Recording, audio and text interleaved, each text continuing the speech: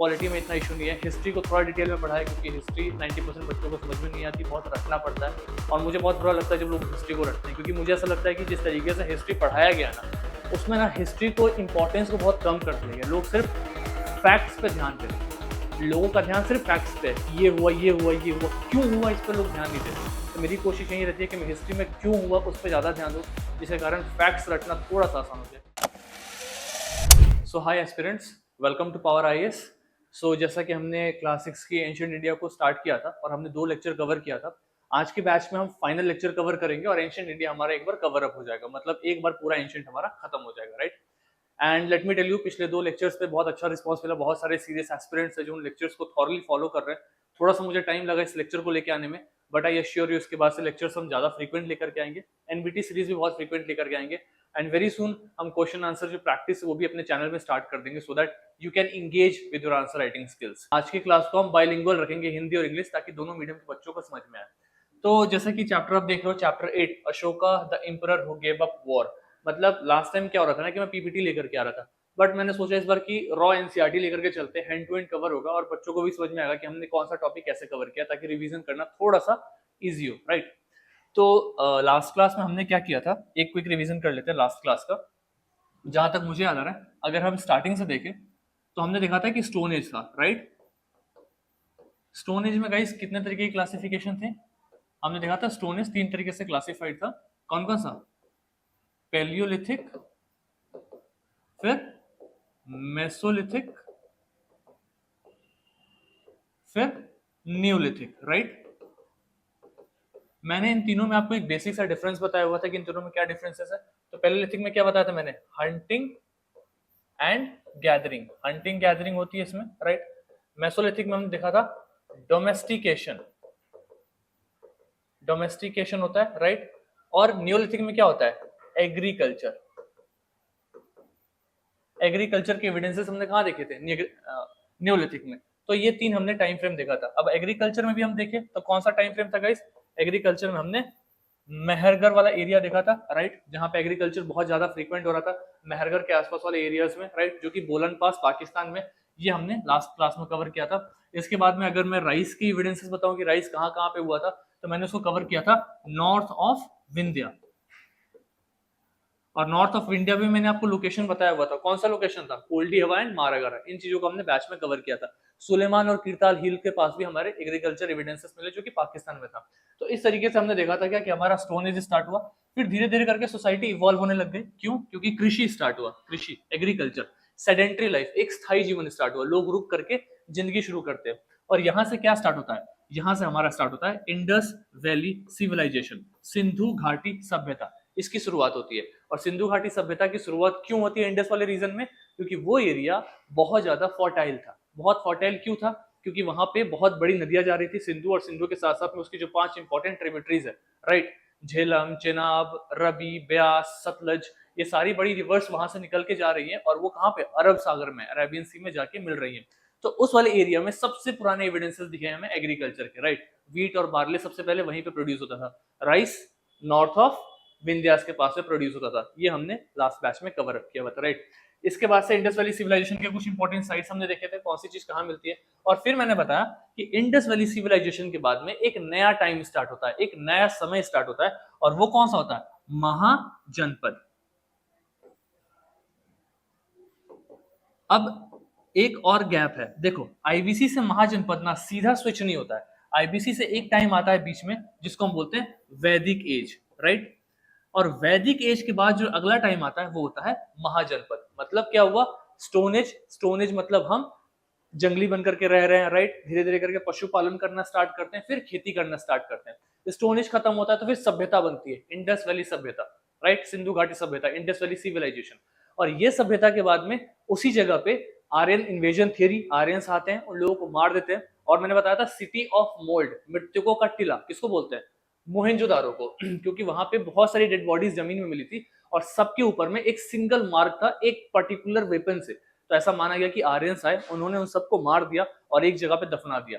तब से मोहनजोदारो को सिटी ऑफ मोल्ड भी कहते हैं, राइट, मृतकों का टीला। ये क्वेश्चन पूछा जा सकता है आपसे, तो इसको थोड़ा ध्यान में रखेंगे। और उसी के बाद में वहां पे आर्यन इन्वेजन थियरी के बाद में आर्यंस आते हैं और वैदिक एज का शुरुआत होता है। थोड़ा सा डिटेल में जाएं तो गाइस, वैदिक एज कब से कब था, अगर हम टाइम फ्रेम की बात कर रहे हैं तो वैदिक एज में मैंने बताया था कि अर्ली वैदिक एज और एक कौन सा था, लेटर वैदिक एज। अर्ली वैदिक एज को हिंदी में ऋग वैदिक एज भी कहते हैं और लेटर वैदिक एज को क्या बोलते हैं, उत्तर वैदिक काल भी कहते हैं हिंदी में, राइट। इनका टाइम फ्रेम क्या है, तो अर्ली वैदिक एज जो था वो आपका 1500 बीसी से लेकर के 1000 बीसी तक था, और जो लेटर वैदिक एज है ये आपका 1000 बीसी से लेकर के 600 बीसी तक था, राइट। और इस लेटर वैदिक एज के बाद में, यानी कि जो 600 बीसी आप देख रहे हैं, यहां से स्टार्ट होता है किसका टाइम, यहां से स्टार्ट होता है महाजनपद का टाइम। ये हमने लास्ट बैच में कवर कर लिया था, यहां तक वी हैव डन दिस। और इसी महाजनपद के टाइम पे अलग अलग रिलीजन, अलग अलग सेक्ट्स, उनका जन्म होता है। वो कौन कौन से रिलीजन थे गाइस, तो हमने कहा था वो बुद्धिज्म थे और जैनिज्म थे, राइट। इनके बारे में हमने थोड़ा सा डिटेल में जाकर के पढ़ा था। बुद्धिज्म में मैंने आपको बहुत बेसिक लेवल बताया था कि दो तरीके की बुद्धिज्म में डिवीजन है, एक महायाना और एक हीनयाना। क्या डिवीजन है, तो बुद्धिज्म की शुरुआत जो होती है वो हीनयाना से होती है, right. The lesser wheel Hinayana को कहते हैं। मतलब इनका ये, हीनयाना वालों का ये मानना है कि जो गौतम बुद्धा है वो एक इंसान थे, मतलब वो भगवान नहीं थे। महायान वालों का मानना है कि गौतम बुद्धा एक भगवान थे, इसलिए महायान वाले मूर्ति पूजन करते हैं, हीनयान वाले कभी भी मूर्ति पूजन नहीं करते, आइडियल वर्शिप नहीं करते हैं। थोड़ा सा और मैं अगर आपको इसको डिटेल में बता दूं बुद्धिज्म में कि महायान और हीनयान में क्या डिफरेंस है। हीनयान कहते हैं कि गौतम बुद्धा क्या है, एक ऑर्डिनरी मैन है, हमारे आपकी तरह एक आम इंसान है। कोई भी बुद्धिज्म का अपना करके गौतम बुद्धा की तरह लाइक उस ऊंचाई पे पहुंच करके वहां तक चीजों को समझ सकता है, सीख सकता है, इनलाइटन हो सकता है, ये हीनयान वाले कहते हैं। महायान वाले क्या बोलते हैं, महायान वाले कहते हैं कि नहीं, ये पॉसिबल नहीं है, क्योंकि गौतम बुद्धा खुद क्या है, भगवान है।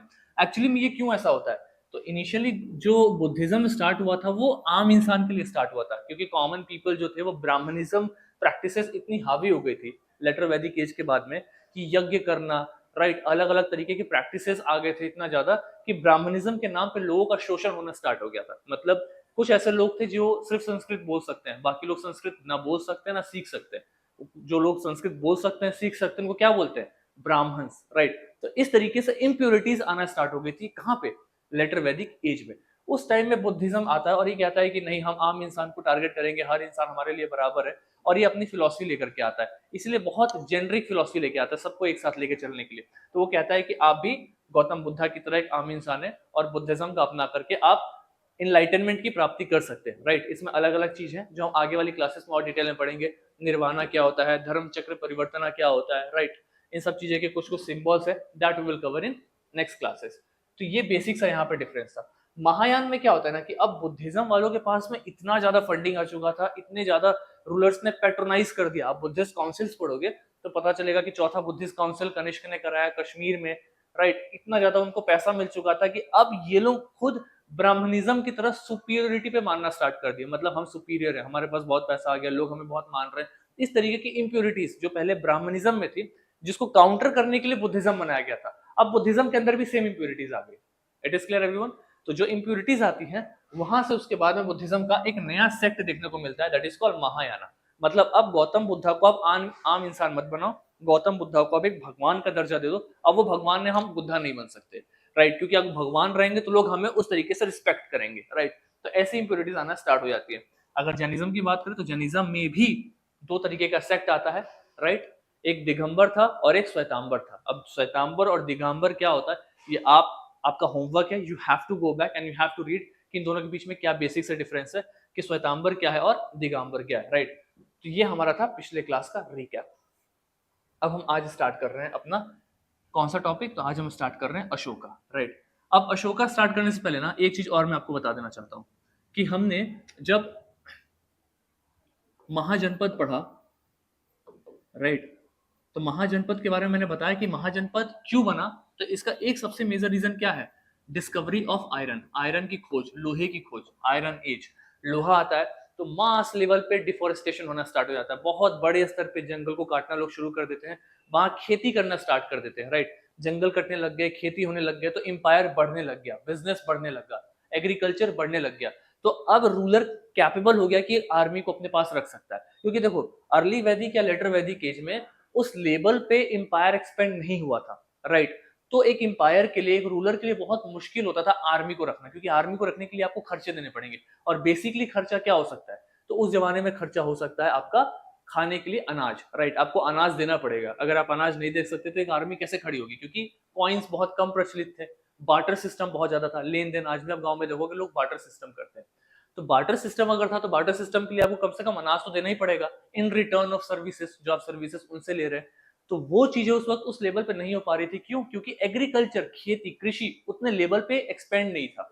क्यों एक्सपेंड नहीं था? क्योंकि स्टोन एज पे हम पत्थरों के औजार बना रहे हैं, उससे पेड़ को काटना बहुत टफ है, उससे खेती करना बहुत टफ है।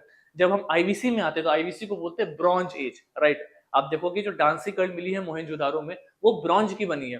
ब्रॉन्ज भी उतना स्ट्रांग नहीं है, क्योंकि ब्रॉन्ज किस दो मेटल से बन के बनता है? कॉपर से और टीन से। इन दोनों को मिलाओगे तो ब्रॉन्ज बनेगा, राइट। कास्ट से शायद बोलते हैं आप हिंदी में, राइट। तो ये जो बनता है ये भी उतना स्ट्रांग नहीं है। लेकिन जैसे आयरन आता है, आयरन के आते ही आपके पास में एक ऐसा मेटल आ चुका था कि अब उसकी मजबूती इतनी थी कि उससे आप पूरे लेवल पे पेड़ को काट सकते हो, खेती एक्सपेंड कर सकते हो, यानी कि इंपायर बना सकते हो। और तब जहां करके महाजनपद बनते हैं। महाजनपद में मैंने बताया था कि 4 इंपॉर्टेंट महाजनपद है जिसको आपको ध्यान में रखना है। एक तो कोशाला है, राइट। कोशाला, अवंती, मगधा, कौशाला, अवंती, मगधा, और एक और है, right, I am missing the name. ये 4 इंपॉर्टेंट महाजनपद हमें बाद में देखने को मिलते हैं। इनमें सबसे पावरफुल जो महाजनपद होता है वो होता है मगध। मगध एक्चुअली में पावर क्यों हो जाता है? मगध पावरफुल इसलिए हो जाता है क्योंकि मगध का ना जो लोकेशन था वो बहुत ही कमाल का लोकेशन था। क्यों? क्योंकि यहाँ से एक बहुत बड़ी नदी निकल रही है, गंगा, राइट। और इसके आसपास की जो सॉइल्स थी, जो जमीन थी, राइट, मिट्टी थी, बहुत फर्टाइल थी, बहुत उपजाऊ थी। तो मास लेवल ऑफ क्या हो रहा है? प्रोडक्शन हो रहा है, मास लेवल ऑफ एग्रीकल्चर हो रहा है, आर्मी को रखना पॉसिबल है, लोगों को सैलरीज देना पॉसिबल है। प्लस वो जगह इस तरीके का स्ट्रैटेजिक लोकेशन ऐसा है कि मेजर ट्रेड रूट मगध होते हुए जा रहा है। लोग साउथ इंडिया भी मगध होते हुए जा रहे हैं, राइट। नदियों के थ्रू जो ट्रेड हो रहा है तो गंगा का पानी का प्रेशर ज्यादा है, अगर हम नदी के थ्रू ट्रेड कर रहे हैं तो मगध होते हुए जा रहे हैं। It is clear. बंगाल अगर आपको जानना है, बंगाल के पोर्ट्स पे जाना है तो आप मगध होते हुए जाओगे, गंगा होते हुए जाओगे, पाटलिपुत्र होते हुए जाओगे। तो इस चक्कर में मगध बहुत फ्लरिश किया, मगध बहुत बढ़ा है। और इसी कारण आगे चल करके जब आप देखोगे तो आपको पता चलेगा कि मगध में ना जो इंपायर स्टार्ट होते हैं तो सबसे पहली जो डायनेस्टी आती है उसका नाम है हर्यंका। क्या नाम है गाइस डायनेस्टी का? हर्यंका। हर्यंका डायनेस्टी में जो इंपॉर्टेंट 2 स्टार्टिंग के रूलर्स हैं वो कौन कौन है? तो वो है एक बिंबिसार और एक है अजात शत्रु, राइट। इसी में बाद में जाकर के एक और रूलर आता है उदयन। ये मैंने पिछले क्लास में बताया था। बिंबिसार और अजातशत्रु के टाइम पे जो मगध है इसकी राजधानी क्या होती है? तो इसकी राजधानी होती है राजगीर, राइट। राजगीर इसकी राजधानी होती है। लेकिन उदयन क्यों पॉपुलर है? यहाँ से क्वेश्चन पूछा हुआ, स्टेट पीसीएस में बहुत बार पूछा हुआ है। उदयन इसलिए इंपॉर्टेंट है क्योंकि उदयन ने अपने कैपिटल को ना राजगीर से कहाँ शिफ्ट कर दिया था? पाटलिपुत्र, राइट। आई विश आप इसके नोट्स मेरे साथ बनाते हो, चलो, ताकि ये बहुत इंपॉर्टेंट है। हम थोड़ा सा डिटेल में कर रहे हैं, क्लास 6 में इतना ज्यादा नहीं दिया हुआ, लेकिन इसको कराने का मेन रीजन भी ये है कि अगर ये टॉपिक्स आपके कवर दैनिक ईयर होते जाएंगे ना, तो जब आप 11th में इन चीजों को पढ़ोगे तो आपको ऐसा नहीं लगेगा कि कोई एलियन सा नाम आ गया। आपको पता रहेगा कि yes I have read this somewhere. और बेसिक से लूसेंट वाली बुक्स में भी ये सारी चीजें दी हुई है। बट मैं यहाँ पे कोशिश कर रहा हूँ कि इन फैक्ट्स को ना स्टोरी के फॉर्म में समझा पाऊँ, क्योंकि ऐसे तो फैक्ट्स जंप करना बहुत आसान है, लाइक पाटलिपुत्र किसने शिफ्ट कर दिया, राजगीर किसके टाइम पे कैपिटल था, बट क्यों था, क्यों शिफ्ट किया। अगर आपको ये क्यों पता है ना तो आपको याद करना आसान होगा। That is I am telling all this here.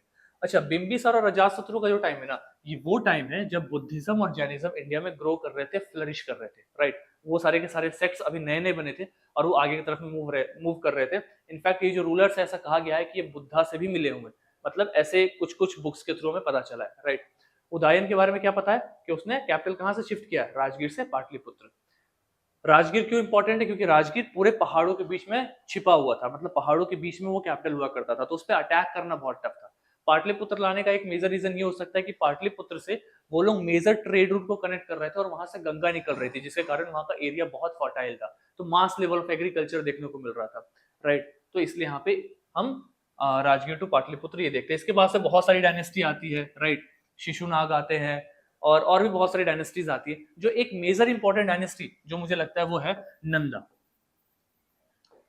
Nanda, और नंदा के बाद जो नई डायनेस्टी जो बहुत इंपॉर्टेंट है वो है मौर्य, राइट। अब देखो नंदा का जो टाइम था ना, ये 6 की एनसीईआरटी में नहीं है, बट फिर भी मैं बता रहा हूँ ताकि आपको एक टाइम फ्रेम दिखे कि किस तरीके से स्टोन एज से कहानी आगे जा रही है।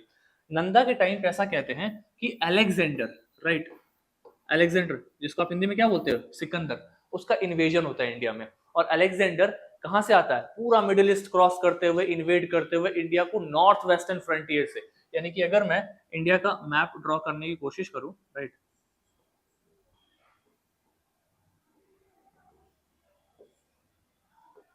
आई डोंट नो कैसा बना है, बट जैसा भी समझने की कोशिश करना, ये जो नॉर्थ वेस्ट फ्रंटियर है इंडिया का, राइट, यहां से अलेक्जेंडर इंडिया में घुसने की कोशिश करता है और यहां पे आता है ना, तो यहाँ पे चेनाब और आई थिंक झेलम, यहाँ पे झेलम नदी के पास में उसको एक एम्पायर मिलता है जिसका नाम क्या था, पोरस। पोरस बहुत इंपॉर्टेंट है। पोरस के साथ उसकी सबसे पहली लड़ाई होती है, पोरस को वो हरा देता है, लेकिन पोरस की बहादुरी से वो इतना इंप्रेस था ना कि उसको हराने के बाद भी पोरस को राजा बना देता है। और फिर वो सोचता है, उसको पता चलता है कि अगर हम ईस्ट की तरफ आए तो मगध वाले एरिया में एक ऐसा एम्पायर है जो बहुत बड़ा है और वहां पे बहुत धन है, मतलब बहुत बड़ी आर्मी है, बहुत रिसोर्सेस है, एग्रीकल्चर मास लेवल पे हो रहा है। तो उसका ये मानना था कि मुझे इंडिया में घुस करके और उस वाले एरिया में आकर के अटैक करना और इस एरिया को जीतना है। बट इसके सोल्जर्स इतने थक गए थे कि इन्होंने सीधा बोल दिया कि अब हम आगे नहीं जा सकते, हमें अब वापस अपने घर जाना है। इसलिए अलेक्जेंडर सिकंदर के बारे में ऐसा कहते हैं कि एक ऐसा शासक जिसको कोई नहीं हरा पाया, वो अपने सैनिकों से हार गया। बिकॉज उसके सैनिक इतने थक गए थे कि वो इंडिया के अंदर इन्वेड करने के लिए तैयार ही नहीं थे। वो बहुत सालों से बाहर से इन्वेड करते हुए आ रहे थे, यूरोप से इन्वेड करते हुए आ रहे थे, अब उनको वापस घर जाना था। इसके बाद से अलेक्जेंडर यहाँ से चला जाता है, प्लस इन वाले एरियाज में ना अपना मिलिट्री कमांडर बैठा करके जाता है, राइट। तो एक जो मिलिट्री कमांडर इन वाले एरिया से था वो था सेल्यूकस निकेटर। ये नाम थोड़ा सा ध्यान में रखना, क्या नाम है गाइस इसका, सेल्यूकस निकेटर, राइट। और यही सेल्यूकस निकेटर है, जब हम पढ़ेंगे यहाँ पे मौर्य डायनेस्टी, मौर्य डायनेस्टी का शुरुआत कौन करते हैं, चंद्रगुप्त मौर्य। चंद्रगुप्त मौर्य करते हैं कौन सी डायनेस्टी का शुरुआत, मौर्य डायनेस्टी का शुरुआत। तो यही चंद्रगुप्त मौर्य, इनको इनकी जो शादी होती है ना, वो सेल्यूकस निकेटर की डॉटर के साथ होती है। और ये सेल्यूकस निकेटर चंद्रगुप्त मौर्य के एम्पायर में अपना एक राजदूत भेजते हैं, और उस राजदूत का नाम क्या था, मेघस्तनीस। उस राजदूत का नाम क्या था गाइस, मेघस्तनीस। और इस मेघस्तनीस ने जो किताब लिखा है उसका नाम है इंडिका। क्या नाम है, इंडिका। ये हमने लास्ट बैच में कवर किया हुआ है, राइट। मेघस्तनीस किस कौन सी किताब लिखी उसने, इंडिका। और चंद्रगुप्त मौर्य किसके मदद से राजा बने थे, कौटिल्य, राइट, जिसको आप विष्णुगुप्त भी कहते हैं। इन्होंने जो किताब लिखी थी उसका नाम क्या था, अर्थशास्त्र, राइट। तो अगर आपसे बेसिकली पूछा जाए कि मेघस्तनीस किसने लिखा, सॉरी इंडिका किसने लिखा, तो इंडिका मेघस्तनीस ने लिखा। नेक्स्ट क्वेश्चन, मेघस्तनीस कौन था, तो मेघस्तनीस राजदूत था, एम्बेसडर था। किसका एम्बेसडर था, तो सेल्यूकस निकेटर का एम्बेसडर था। सेल्यूकस निकेटर कौन था, तो सेल्यूकस निकेटर अलेक्जेंडर का वो मिलिट्री जनरल था, कमांडर था, जिसके अंडर में इंडिया का नॉर्थ वेस्ट प्रोविंस हुआ करता था, राइट। इन दोनों के बीच में लड़ाई होता है और सेल्यूकस निकेटर हार जाता है। उसके बाद ये अपनी डॉटर से चंद्रगुप्त मौर्य की शादी कर देता है, क्योंकि पता है उस वक्त ना मैट्रिमोनियल अलायंसेस होते थे, मतलब वैवाहिक संबंध, आप शादी कर दो और फिर दो एम्पायर्स के बीच में एक रिलेशन स्टार्ट हो जाएगा।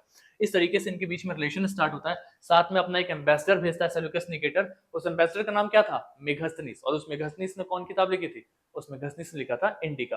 तो इस तरीके से एक बेसिक लेवल ऑफ बुक्स जो हमें देखने को मिलता है वो एंशिएंट इंडिया में हमें देखने को मिलता है, राइट। और दूसरी तरफ में कौटिल्य ने जो किताब लिखी थी उसका क्या नाम था, उसका नाम था अर्थशास्त्र, राइट। ये स्टोरी पूरी चल रही है यहाँ पे। अब थोड़ा सा और डिटेल में जाए हम, तो जैसे चंद्र मौर्य डायनेस्टी है, राइट, मौर्य डायनेस्टी है। पहले इससे पहले सबसे पहले मौर्याज में कौन सी डायनेस्टी आती है गाइस, सबसे पहले आती है हर्यंका डायनेस्टी। हर्यंका में कौन कौन थे, बिंबिसार, अजातशत्रु, और उसके कुछ रूलर्स के बाद में आते हैं उदयन। उदयन इंपॉर्टेंट क्यों है, क्योंकि उदयन ने राजगीर से कैपिटल कहां लेके गए, पाटलिपुत्र, राइट। बिंबिसार जिन्होंने हर्यंका डायनेस्टी की शुरुआत की, अजातशत्रु जो बिंबिसार के बाद आते हैं। I think we are clear on this part, right. और फिर एक दो और डायनेस्टीज आती है which are not very very important, थोड़ा सा डिटेल में पढ़ेंगे 11th की एनसीईआरटीज में। और उसके बाद आते हैं चंद्रगुप्त मौर्य, मौर्य डायनेस्टी आती है। ये नंदा को हरा करके आते हैं, Nanda empire, right, Mahapadmananda, Dhanananda, right, उनको ये लोग हराते हैं। और किसकी मदद से हराते हैं चंद्रगुप्त मौर्य, कौटिल्य की मदद से, जिसको आप क्या बोलते हैं, विष्णुगुप्त भी कहते हैं, राइट। उनकी कौन सी किताब थी, उनकी किताब का नाम था अर्थशास्त्र। It is clear on this, right. Also जब चंद्रगुप्त मौर्य की लड़ाई होती है सेल्यूकस निकेटर से, तो सेल्यूकस निकेटर हार जाता है और अपनी बेटी की शादी किससे करता है, चंद्रगुप्त मौर्य से करता है। साथ में एक एम्बेसडर भेजता है, अपना राजदूत भेजता है। उस एम्बेसडर का नाम क्या था? मेगास्थनीस। और उस एम्बेसडर ने जो किताब लिखी थी उसका नाम क्या था? इंडिका। तो मतलब चंद्रगुप्त मौर्य के टाइम पे, स्पेशली चंद्रगुप्त मौर्य के टाइम पे 2 किताबें में देखने को मिलती है। कौन कौन सी? एक अर्थ शास्त्र नंबर 1, और दूसरी कौन सी देखने को मिलती है गाइस? तो दूसरी हमें देखने को मिलती है इंडिका। अर्थशास्त्र किसने लिखा है? कौटिल्य ने। इंडिका किसने लिखा है? मेगास्थनीस ने। आई थिंक अब यहाँ पे कोई डाउट नहीं होना चाहिए। We are very very clear on this part, right. मैंने यहाँ तक आपको ये भी बता दिया कि सेल्यूकस निकेटर क्यों आया था, सेल्यूकस निकेटर का अलेक्जेंडर के साथ में क्या रिलेशन था। अलेक्जेंडर जब इंडिया में आया था तो उसने एक एम्पायर से लड़ा था, उसका क्या नाम था? पोरस। पोरस के साथ में क्या स्टोरी हुई थी? I think we are very very clear. ये सब चीज क्लास 6 के एनसीईआरटी में मिस आउट है। वो सीधा जम करके आ जाता है अशोका पे। Now let me take you to Ashoka. मैं आपको अशोका तक पहले लेके चलता हूँ। ये है चंद्रगुप्त मौर्य। चंद्रगुप्त मौर्य के बाद ना बिंदुसार आते हैं। कौन आते हैं गाइस? बिंदुसार, अमित्रघटा। इनको कहा गया है कि ये स्लेयर ऑफ एनिमीज, दुश्मन इनसे बहुत डरते थे, राइट। अपने सारे दुश्मनों को ये बंदा मार देता था, इसलिए इससे लोग बहुत ज्यादा डरते हैं हिस्ट्री में। बिंदुसार, और बिंदुसार का ही बेटा था कौन? अशोका, जिसके बारे में हम आज पढ़ेंगे। बहुत डिटेल में नहीं, बट एक सुपरफिशियल लेवल पे मैं थोड़ा सा डेप्थ में लेके जाऊंगा ताकि आपकी अंडरस्टैंडिंग बिल्डअप होते रहे, राइट। ना वन थिंग मोर, ये है बिंदुसार, राइट। और पिछले वाले हर्यंका में ये थे बिंबिसार। तो इसमें कंफ्यूज मत होना कि बिंबिसार कौन है और बिंदुसार कौन है। बिंबिसार कौन है?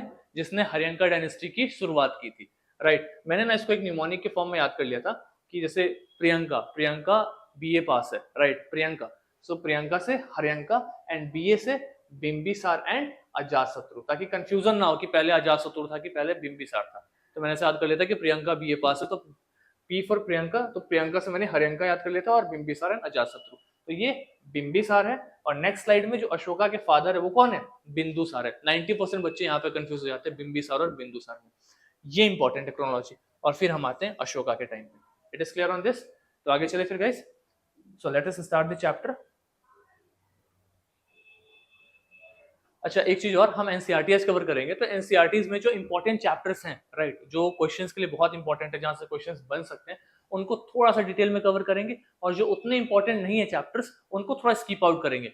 मेरा एडवाइस ये रहेगा कि आप एक बार थॉरो रीडिंग कर लेना, क्योंकि इतने डिटेल में समझने के बाद ना आपको रीडिंग करने में टाइम नहीं लगेगा। मतलब एनसीईआरटीज में बहुत कम इंफॉर्मेशन दिया हुआ है, मैं थोड़ा सा डेप्थ में लेके जा रहा हूँ ताकि आपकी कॉन्सेप्चुअल क्लैरिटी बिल्डअप होती रहे। इसके बाद जब आप रीड करोगे ना तो आपको लिटरेचर ज्यादा दिखेगा, आपको ऐसा फील हुआ कि हाँ ये बहुत ईजी है, बहुत स्मूथली कवर हो रहा है, राइट। चलो स्टार्ट करते हैं। अशोका के बारे में यहाँ पे क्या लिखा है? Ashoka the emperor who gave up war, एक ऐसा राजा जिसने युद्ध लड़ना ही छोड़ दिया, राइट। ये चैप्टर ही आपको बता दे रहा है कि इसमें हमें क्या पढ़ना है। एक्चुअली में पहले हमें बता रहा है यहाँ पे कि a big kingdom and empire, right.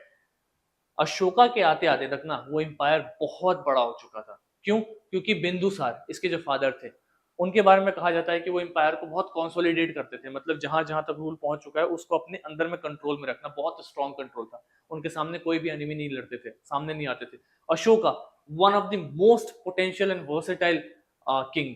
इतना इतना रूल, इतना पावरफुल था ये एक्चुअली में कि इसके सामने ना कोई टिकना नहीं चाहता था। मतलब in terms of energy, in terms of army, in terms of business, in terms of trade, बहुत लंबे स्तर पे इसने अपने एम्पायर को एक्सपेंड किया। बुद्धिज्म को भी प्रमोट किया, प्रोपोगेट किया, अपनी आइडियोलॉजी प्रोपोगेट किया। बट अशोका के लाइफ में कुछ ऐसा हुआ जिसके बाद उसने ना वॉर, युद्ध लड़ना ही छोड़ दिया। क्या हुआ था उसके लाइफ में? आई थिंक आप सबको पता है क्या हुआ था गाइस। कलिंगा। क्या हुआ था? कलिंगा वॉर, कलिंगा का युद्ध, राइट।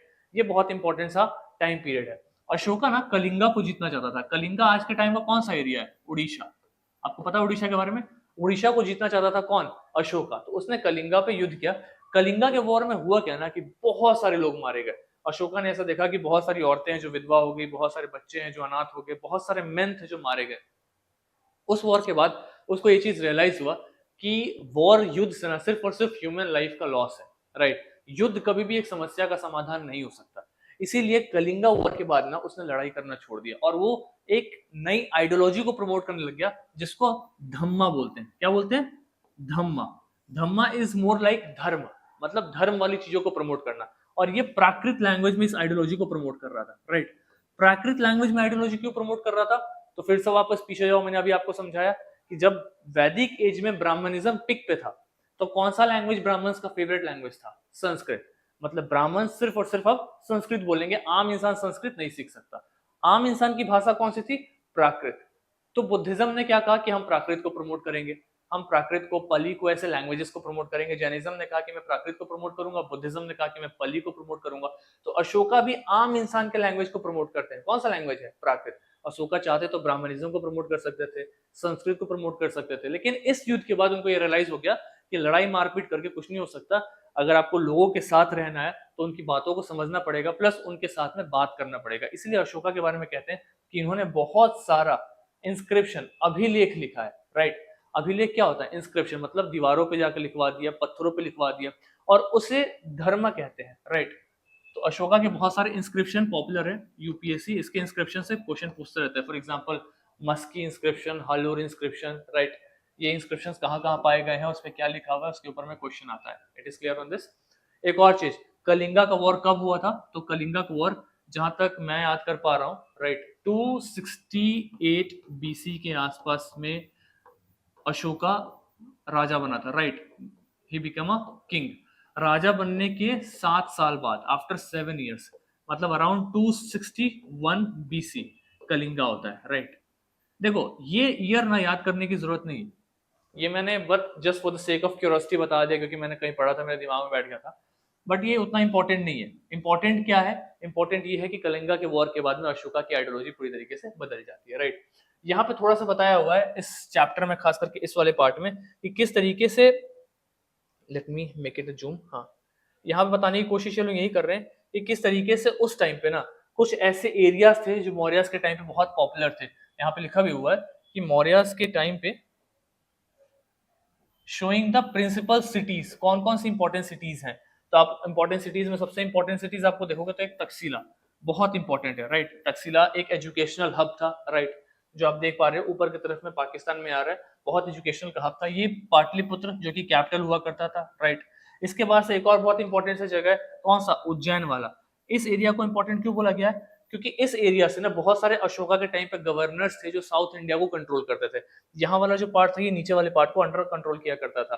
प्लस ये दक्षिण पथ, अगर आपको साउथ इंडिया में ट्रेड करना है तो उज्जैन होते हुए ऐसे रास्ता नीचे जाएगा, दक्षिण पथ इसको कहते थे। तो अगर आपको सपोज करो किसी को नॉर्थ वेस्ट से इंडिया में आना है और साउथ की तरफ जाना है तो वो उज्जैन वाले रास्ते से होते हुए दक्षिण पथ में आता था। इसलिए उज्जैन एक इंपॉर्टेंट सेंटर था जो यहाँ पे एनसीईआरटी ने बताने की कोशिश की है। अब देखो यहाँ पे बता रहा है कि एम्पायर में और किंगडम में क्या डिफरेंस है। बहुत सिंपल सा है, किंगडम मतलब छोटे स्तर पर राज्य, एम्पायर मतलब बहुत बड़े स्तर पर राज्य। किस तरीके से आप डिफाइन करोगे कौन सा किंगडम है कौन सा एम्पायर है? मैंने आपको 10 बार बता दिया सेम चीज। एम्पायर क्या होता है? एम्पायर वो होता है जहां पे आर्मी मिलिट्री थोड़े कम स्केल पे हो, जहां पे टैक्स सिस्टम बहुत रिजिड ना हो। लेकिन सॉरी, ये किंगडम होता है। एम्पायर क्या होता है? एम्पायर मतलब जहां पे आर्मी बहुत बड़ी हो, टैक्सेशन सिस्टम बहुत बड़ा हो, एग्रीकल्चर सिस्टम बहुत बड़ा हो, रेवेन्यू मास लेवल पे जनरेट हो रहा है। तो ये बेसिक सा डिफरेंस है एम्पायर और इसके बीच में, जहां पे इन्होंने बताने की कोशिश की। ना ये कह रहे हैं रूलिंग द एम्पायर, वही मैंने कहा कि किंगडम छोटा होता है, एम्पायर बड़ा होता है। तो अशोका जो है वो एम्पायर को रूल कर रहा है, एक बड़ा सा एरिया को रूल कर रहा है। किंगडम तो छोटा सा होता है ना, राइट। और किंगडम से भी छोटा क्या होगा? महाजनपद। महाजनपद से छोटा क्या होगा? जनपद।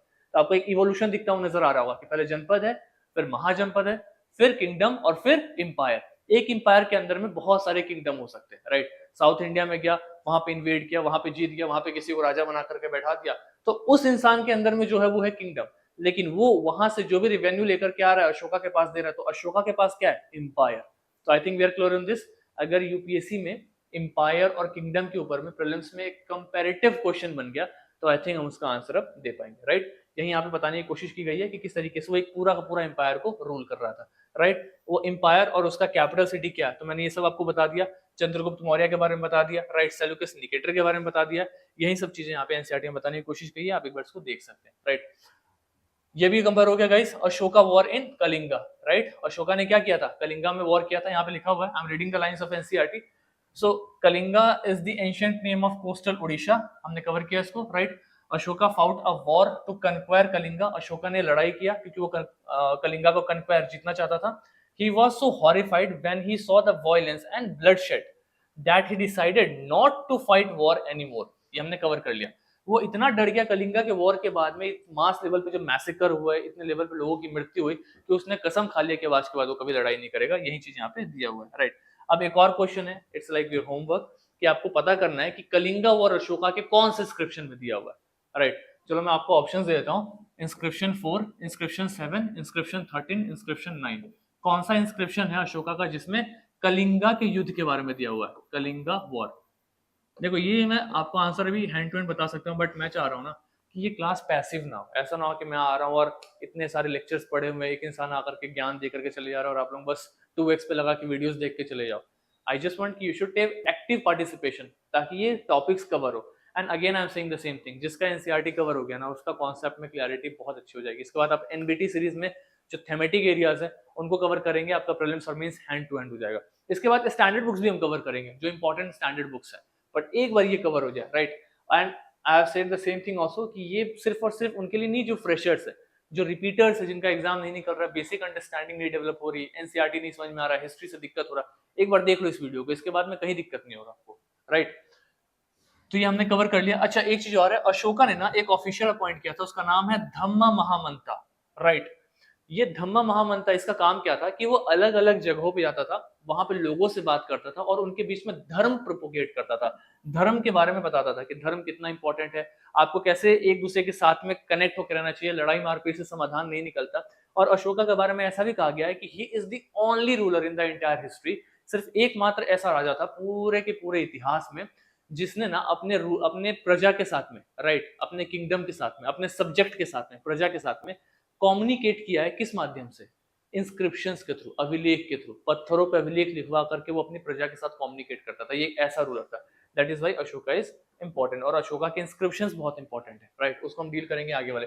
अशोका का क्या मैसेज होता था? तो वही होता था अशोका का मैसेज कि people perform a variety of ritual when they fall ill, when their children get married, when the children are born और when they go on a journey, these rituals are not useful. मतलब आप जो भी rituals कर रहे हो, बच्चे पैदा करने के लिए रिचुअल्स कर रहे हो, शादी के लिए रिचुअल्स कर रहे हो, मतलब आप बस फोर्सफुली उस रिचुअल को फॉलो कर रहे हो, उसके पीछे कोई रीजन नहीं पता आपको, कोई लॉजिक नहीं पता, वो यूजफुल नहीं, that is just a waste. मतलब ये थोड़ा सा लोगों को लॉजिकली कंसाइंस तरीके से सोचने के बारे में अशोका प्रमोट करता है, that is why Ashoka is important, right. यही सब चीज यहाँ पे दिया हुआ है। इस वक्त और क्या क्या चल रहा था? तो जब अशोका का रूल था एग्जैक्टली इसी टाइम के आसपास में चाइना में जो एक एम्पायर था ना, वो ग्रेट वॉल ऑफ चाइना बना रहा था, right. Great wall of China आपने सुना हुआ है, अब प्रीलिम्स में ये क्वेश्चन आ जाएगा, ग्रेट वॉल ऑफ चाइना। अब 90% लोग बोलेंगे क्या ये तो आउट ऑफ द सिलेबस पूछ दिया, हम इंडिया की हिस्ट्री पढ़े या फिर चाइना की हिस्ट्री पढ़े। 6th क्लास की एनसीईआरटी में ग्रेट वॉल ऑफ चाइना के बारे में एक छोटा सा बॉक्स दिया हुआ है, यहाँ से क्वेश्चन बन सकता है। ग्रेट वॉल ऑफ चाइना किसके टाइम पे बना है? तो great wall of China Mauryas के टाइम पे बना है, राइट। ये एम्पायर बना क्यों? इसको बनने का सबसे बड़ा रीजन क्या था? तो वहां पे कुछ नोमैडिक ट्राइब्स थी जो चाइना में इन्वेड करती थी, उन नोमैडिक ट्राइब्स को वहीं पर रोकना था, इसलिए एक बहुत बड़ा सा ग्रेट वॉल बनाया है चाइनीज रूलर्स ने, right. Now it is your homework कि जिसने ग्रेट वॉल ऑफ चाइना बनाया उस रूलर का नाम क्या था, उस चाइनीज रूलर का नाम क्या था, ये आपको एक बार देखना है, राइट। तो इसके साथ में गाइज आई थिंक हमारा ये पहला चैप्टर खत्म होता है, राइट। इसके बाद में हम आते हैं अपने नेक्स्ट चैप्टर पे, एनसीईआरटी पे, that is vital villages and thriving towns. अब इसमें ना हम सेम चीज पढ़ेंगे जो मैं आपको बता चुका हूँ कि किस तरीके से विलेजेस बढ़ रहे हैं और टाउन्स जो बड़े बड़े शहर है वो थ्राइव कर रहे हैं, मतलब वो ग्रो कर रहे हैं। तो सीधा सा बात है कि यहाँ पे आयरन के बारे में बताया हुआ है कि आयरन का जब खोज होता है तो क्या बनना स्टार्ट होते हैं। अब आई थिंक आप मुझे आंसर करोगे, क्या बनना स्टार्ट होता है गाइस? महाजनपद। क्यों? क्योंकि आयरन के खोज होने के बाद में मास स्केल ऑफ क्या होता है? एग्रीकल्चर होता है। मास स्केल ऑफ एग्रीकल्चर होता है तो उसके कारण आपका प्रोडक्शन बढ़ने लगता है, राइट। ट्रेड एंड कॉमर्स, व्यापार बढ़ने लगता है, राइट। आर्मी रखने की क्षमता बढ़ने लगती है, क्यों? क्योंकि आपके एम्पायर में टैक्स बढ़ने लगता है, लोग टैक्स देने लग जाते हैं। इस हिसाब से आपका जो महाजनपद था, राइट, अब वो किंगडम बनता है और बाद में वो किंगडम क्या बनता है? एम्पायर बनता है। तो आई थिंक एनसीईआरटी ने आपको एक सीधा सीधा क्रोनोलॉजी देने की कोशिश की है कि इनके बीच के डिफरेंसेस क्या है। कल अगर आपके ऊपर में मेंस में क्वेश्चन आ जाए, राइट, कि आप कंपेयर करो किंगडम को और एम्पायर को, लेट मी टेल यू 90% लोगों को समझ में नहीं आएगा कि बोलना क्या चाहता है, क्योंकि लोग एम्पायर और किंगडम एक ही समझते हैं। बट यहाँ पे हमने एक एनालिसिस ड्रॉ किया जिससे हमें पता चल गया कि एम्पायर जो है वो लार्जर वर्जन है किंगडम का, राइट। और उसको आप आयरन के साथ कंपेयर कर सकते हो, बहुत सारी चीजें देख सकते हो। अब देखो यहाँ पे ना जो बड़े बड़े लैंड ऑनर्स होते थे उनको बोलते हैं ग्रामा भोजका, ये इंपॉर्टेंट है, एनसीईआरटी में दिया हुआ है। क्या बोलते हैं गाइस उनको? ग्रामा भोजका, राइट। कौन थे ग्रामा भोजका? तो ग्रामा भोजका मतलब बड़े बड़े जो लैंड ऑनर्स थे, राइट, उनको हम बोलते हैं ग्रामा भोजका। प्रीलिम्स में क्वेश्चन आ जाए मैच द कॉलम में, एक तरफ ग्रामा भोजका लिखा और एक तरफ लिखा हो trader, land owner, servant, doctor, तो लोग कंफ्यूज हो जाएंगे। ऐसे ऑप्शंस आते हैं प्रीलिम्स में, 6th क्लास के एनसीईआरटी में दिया हुआ है, राइट। देखो यहाँ पे फिर से रिपीट किया हुआ है कि apart from grama bhojaka there were other independent farmers जिनको हम गृहपति कहते हैं। क्या बोलते हैं गाइस? गृहपति। मतलब गृहपति कौन है? गृहपति इंडिपेंडेंट फार्मर है, एक ऐसा किसान है जो इंडिपेंडेंट है, उसके पास में बहुत सारी जमीन नहीं है, राइट। लेकिन ग्राम भोज का कौन है? ग्राम भोज का एक ऐसा इंसान है जिसके पास बहुत सारी जमीन है। मतलब इन शॉर्ट जमींदार को क्या बोलेंगे? ग्राम भोज का। और एक नॉर्मल किसान को क्या बोलेंगे? गृहपति, राइट। इस वर्ड से भी देखो, गृहपति जो अपना सिर्फ घर चला सके, गृह चला सके, राइट। तो एक किसान होता है गृहपति। एंड ग्राम भोज का, ग्राम मतलब गांव, राइट। एक पूरा का पूरा गांव उसके कंट्रोल में हो तो वो क्या होगा? लैंड ओनर होगा। तो पता है प्रीलिम्स में ऐसा कहते हैं कि अगर आपके पास में ऐसे क्वेश्चंस आए ना, तो उनके लिटरल मीनिंग को अगर आप तोड़ पाओ, ग्रामा से विलेज कंपेयर कर पाओ, गृहपति से आप घर का हेड कंपेयर कर पाओ, तो आप इसके आंसर्स निकाल लोगे। ऐसे टॉपिक्स को नाम कवर करेंगे जब प्रीलिम्स का सीरीज आएगा, उसमें ऐसे ऐसे लोग आएंगे जो बहुत बार प्रीलिम्स क्लियर किए हैं और वो आपको ऐसे ट्रिक्स बताएंगे, उन ट्रिक्स के through you can cover all this things, right. The clever poor man, एक छोटी सी स्टोरी है, not very very important, right, for the exam, तो इसको स्किप कर सकते हैं। इसके बाद से देखो ये यहाँ पे दिखाने की कोशिश की हुई है, राइट, कि एक्चुअली में किस तरीके से उस वक्त महाजनपद ग्रो हो रहा है। देखो यहाँ पे लिखा हुआ है, many of the cities that developed around 2500 years ago were capitals of महाजनपद। आज से लगभग 2500 साल पहले यानी कि 600 BC के आसपास में जो बहुत सारी सिटीज आप देख रहे हो जो डेवलप हुई है, वो एक्चुअली में क्या थी? कैपिटल्स थी महाजनपद पे। और उन कैपिटल्स में हमें ऐसी पेंटिंग, इंस्क्रिप्शंस या फिर ऐसे स्कल्पचर्स देखने को मिलते हैं, right. So that is why they are important. इसके बाद में एक नेक्स्ट टॉपिक है सिटीज विद देयर फंक्शंस। तो सिटीज और उनके फंक्शंस क्या रहे? तो देखो हिस्ट्री में ना, क्योंकि 6th क्लास की हिस्ट्री में ना बहुत सारे फैक्ट्स को एक साथ बम्बार्ड कर दिया हुआ है। अभी तक हमने क्या पढ़ा था? मौर्य के बारे में। अगर आप थोड़ा सा, मैं यहाँ पे आपकी स्टोरी ना थोड़ी सी ट्विस्ट कर रहा हूँ, आगे की तरफ लेके जा रहा हूँ। तो देखो जब मौर्य का रूलर खत्म होता है ना, मौर्य, जब मौर्य डायनेस्टी खत्म होती है, राइट, तो इसके बाद आती है शुंगा। कौन सी डायनेस्टी आती है गाइस? शुंग डायनेस्टी आती है। और शुंग डायनेस्टी को हेड कौन कर रहा था? कौन हेड कर रहा था? पुष्यमित्र शुंगा। कौन कर रहा था गाइस? पुष्यमित्र शुंगा। थोड़ा सा मैं आपको डिटेल में बता दूं, इसको आगे पढ़ना है बट मैं बता दूं कि मौर्य डायनेस्टी का जो लास्ट रूलर था उसका नाम था बृहद्रथा। बृहद्रथा। अब बहुत लोग बोलोगे सर ये फैक्ट आ गया, याद करना पड़ रहा है, थोड़ा सा देख लो बस, आगे मैं इसको स्टोरी के फॉर्म में कनेक्ट करने की कोशिश करूंगा। बृहद्रथा का ना, ये जो बृहद्रथा है, राइट, ये बृहद्रथा जो है इसका मिलिट्री जनरल था। कौन? पुष्यमित्र शुंगा। ये एक्चुअली में मिलिट्री जनरल था और ये इतना कमजोर शासन था कि पुष्यमित्र शुंगा ने बृहद्रथा को मार करके और एक नई डायनेस्टी स्टार्ट कर दी थी। कौन सी? शुंगा डायनेस्टी। तो जैसे ही मौर्य डायनेस्टी खत्म होता है, तो आप हिस्ट्री में आप पढ़ोगे आगे कि जब भी कोई बड़ी डायनेस्टी खत्म होती है ना, तो जो छोटे छोटे फ्यूडिटरीज थे, जो छोटे छोटे लोकल हेड थे ना, वो राजा बनने लगते हैं, वो रूलिंग में आना स्टार्ट कर देते हैं। तो उस सिचुएशन में शुंगा मिलिट्री जनरल था, ये कमांड में आ गया। अगर आप डेक्कन की तरफ देखो, थोड़ा सा सेंट्रल इंडिया, मध्य भारत में, तो वहां पे सतवाहनास, राइट, उनका रूल आना स्टार्ट हो जाता है, राइट। नॉर्थ इंडिया में देखो तो शुंगास के बाद में कुशांस, कनवास, राइट, इनका रूल आना स्टार्ट हो जाता है। अब इन नाम्स को देख के डरना मत, आगे इनको थोड़ा सा डिटेल में कवर करेंगे। तो ये जब रूलर्स आते हैं ना, तो इनके साथ ना अलग अलग तरीके के इंस्क्रिप्शंस आना स्टार्ट हो जाती है, अलग अलग तरीके का आर्किटेक्चर आना स्टार्ट हो जाता है, जिसको हमें आगे की तरफ में कवर करना है, राइट। तो यहाँ पे ये दिखा हुआ है कि यहाँ पे जो मतलब जिस तरीके से एम्पायर चेंज होता है, तो नॉर्दर्न ब्लैक पॉलिश्ड वेयर, इस टाइप की पोट्रीज बनने लगती है। नॉर्दर्न ब्लैक पॉलिश्ड वेयर की पोट्री बनती है, जो कि मथुरा वाले रीजन में पाई जाती है, राइट। मथुरा वाला रीजन पॉपुलर क्यों है? क्योंकि मथुरा वाले रीजन में कुषाण का एम्पायर का रूल हुआ करता था। कुषाण कौन है उसको आगे पढ़ेंगे, don't worry about it, right. अब देखो एक टॉपिक है यहाँ पे, अ क्लोजर रुक अरिकामेडु। अरिकामेडु क्या है? तो अरिकामेडु ना एक जगह है जो पुडुचेरी के पास में, right. It is like Puducherry में एक स्पेस है, एक जगह है अरिकामेडु, और इस जगह पे ना बहुत सारी ऐसी चीज पाई गई है जो रोमन इंपायर के पास हुआ करती थी, राइट। तो मैं अगर इसको थोड़ा सा डिटेल में आपको बताऊं, तो लेट अस सपोज कि ये आपका इंडिया का मैप है।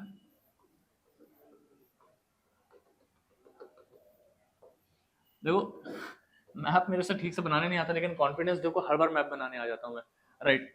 तो होता क्या है कि इधर तरफ में ना, यूरोप की तरफ में, इधर रोमन इंपायर थे। कौन थे गाइस? Roman empire. और ये जो रोमन इंपायर था, अभी देखो 2-3 चैप्टर का आपको समरी यहीं पे दूंगा मैं। जो रोमन इंपायर था ना, ये इंडिया के साथ ट्रेड करता था। क्यों ट्रेड करता था? क्योंकि इंडिया के स्पाइसेस बहुत पॉपुलर थे, राइट।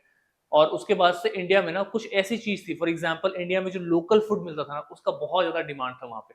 स्पाइसेस के लिए तो इतना पैसा पे करते थे ना कि मतलब ऐसा कहते थे कि रोमन्स को ना इंडियंस ने लूट लिया था एंशियंट टाइम में, ऐसा हिस्टोरियंस का कहना है कि रोमन्स क्या यूरोपियंस का सारा गोल्ड इंडिया आ गया था, क्योंकि इंडियंस ने मसाले बेच दिए थे, गोल्ड ले लिया था, मसाले के बदले गोल्ड ले रहे थे, वो सोना ले रहे थे।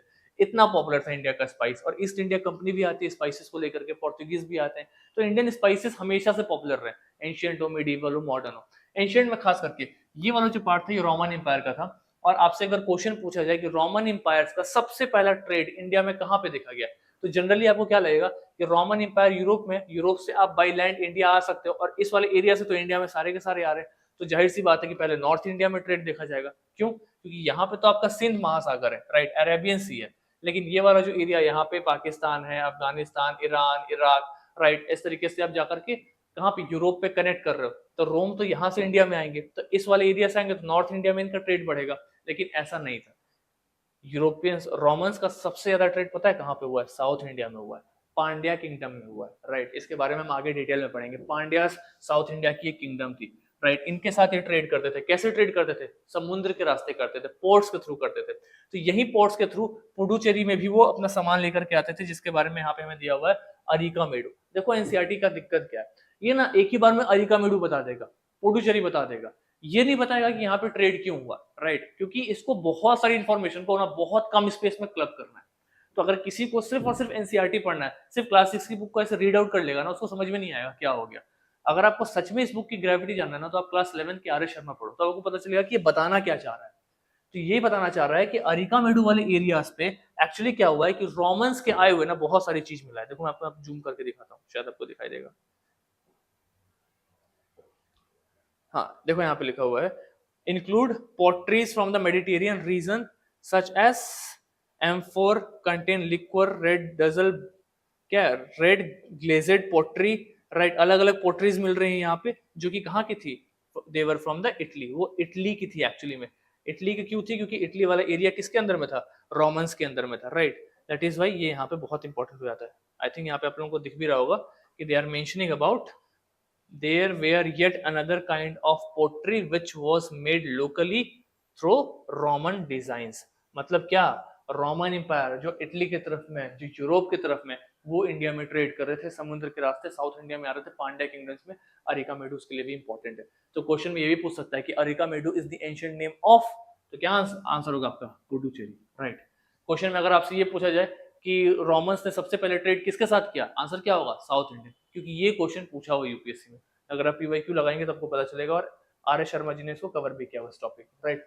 इसी के साथ में हमारा ये टॉपिक खत्म होता है। रोमन्स का अलग अलग जगह पे, इंडिया के अलावा बहुत अलग अलग जगह पे एविडेंसेस मिले हुए हैं, राइट, यूरोप में, नॉर्थ अमेरिका में, वेस्ट एशिया में। अगस्टस, अगस्टस कौन था?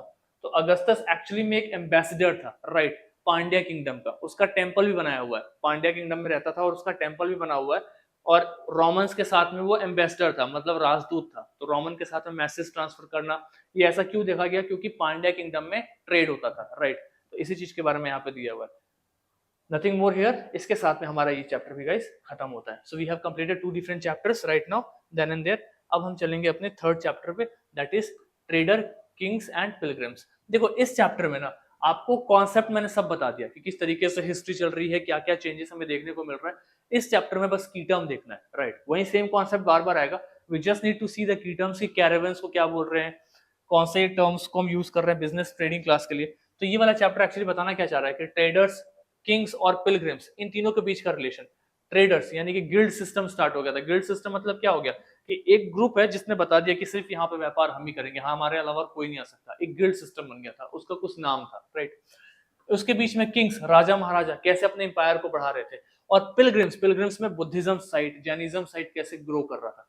इन तीन चीज के बारे में हमें यहाँ पे पढ़ना है। यहीं पे इंट्रोडक्शन में सेम चीज लिखा हुआ है एनसीईआरटी में। उसके बाद अगर हम आगे जाए तो हमें यहाँ पे कुछ कुछ एरियाज के बारे में पता चलेगा। कौन कौन से एरियाज है, तो जैसे कि कोस्टल एरिया के बारे में दिया हुआ है, अरेबियन सी के बारे में दिया हुआ है, बे ऑफ बंगाल के बारे में दिया हुआ है। ये ऐसे मतलब ये ऐसे जगह है ना जहाँ पे बहुत सारे पोर्ट्स थे, और उन पोर्ट्स के साथ में रोमन्स ट्रेड करते थे, यानी कि उनको ट्रेड विंड के बारे में हल्का हल्का आइडिया हो गया था, राइट। और वो इसीलिए इन पोर्ट्स पे आते थे और वहां पे इंडिया में आकर के वो ट्रेड करना स्टार्ट कर दिए थे। यहाँ पे ये दिया हुआ है कि साउथ इंडिया में ना 3 इंपॉर्टेंट डायनेस्टीज है, राइट। उन 3 डायनेस्टीज का नाम क्या है? चोला, चेरा, पांड्या। इसको थोड़ा सा ध्यान रखना गाइस। आई एम सॉरी, आपके लिए बहुत सारे नए नए नाम आ रहे हैं, but I can't help you more, क्योंकि ये नाम को हमें आगे थोड़ा डिटेल में पढ़ना है। 6th क्लास की एनसीईआरटी में तो नहीं है, बट 11th में हम थोड़ा डिटेल में जाएंगे। चोला, चेरा और पांड्या, ये 3 अलग साउथ इंडियन किंगडम है, जो कि एकदम नीचे साउथ इंडिया में केरला की तरफ में आप देखोगे मालाबार कोस्ट पे तो आपको चेरा दिखाई देंगे, राइट। जो मालाबार कोस्ट वाला पार्ट है, मतलब ये वाला जो पार्ट है, यहाँ पे आपको चेरा दिखाई देंगे, राइट। इधर तरफ चोला दिखाई देंगे, यहाँ पे पांड्यास दिखाई देंगे। इस तरीके से ना ये तीनों के तीनों किंगडम्स थे जो नीचे वाले एरिया को कमांड करते थे। क्योंकि हम पूरी की पूरी हिस्ट्री कहाँ की पढ़ रहे हैं, नॉर्थ इंडिया की, तो नॉर्थ के बाद साउथ में भी तो कोई हो रहा होगा, क्योंकि नॉर्थ में हमने क्या पढ़ा, चंद्रगुप्त मौर्य पढ़ा, नॉर्थ में हमने अशोका पढ़ा, नॉर्थ में हम गुप्ता पढ़ेंगे, नॉर्थ में हम हर्षा पढ़ेंगे, तो भाई साउथ में कौन था, तो साउथ में ये किंगडम्स इंपॉर्टेंट है।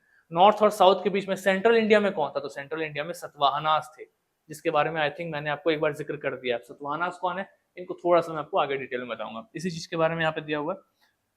इसके बाद में यहाँ पे दिया हुआ है क्या कि देखो चाइनीज जो थे ना वो एक्चुअली में सिल्क रूट यानी कि सिल्क का इस्तेमाल करते थे, और ईरान और वेस्ट एशिया में उनका सिल्क जाया करता था। तो अगर मैं थोड़ा सा बैक जाऊं तो आपको एक बहुत कमाल का चीज पता चलेगा। Let me explain it here. Yes, देखो आपको पता है ये वाला जो एरिया है ये चाइना का एरिया, राइट। तो चाइना क्या करता था ना, यहाँ से सिल्क लेकर के ऊपर ऊपर ऊपर ऊपर ऊपर ऊपर ऊपर ऊपर और एशिया में ना यूरोप में अपना सिल्क लेके जाता था। आपको पता है आज भी चाइनीज वो क्या बोलते हैं, सिल्क रूट। उनका ये मानना है कि सिल्क हम चाइना में बहुत साल से, मतलब चाइना सिल्क दे रहा है किसको, यूरोप को। बहुत बड़ा सा रूट है जिसको हम क्या बोलते हैं, सिल्क रूट कहते हैं। ये पूरा का पूरा सिल्क रूट था। बट स्टोरी में ट्विस्ट आता है। ट्विस्ट क्या आता है कि ये जो एरिया था अफगानिस्तान वाला, कौन सा एरिया गाइस, अफगानिस्तान वाला। अफगानिस्तान में ना एक ट्राइब थी जिसका रूल था, उस ट्राइब का नाम था पार्थियंस। क्या नाम था गाइस, पार्थियंस।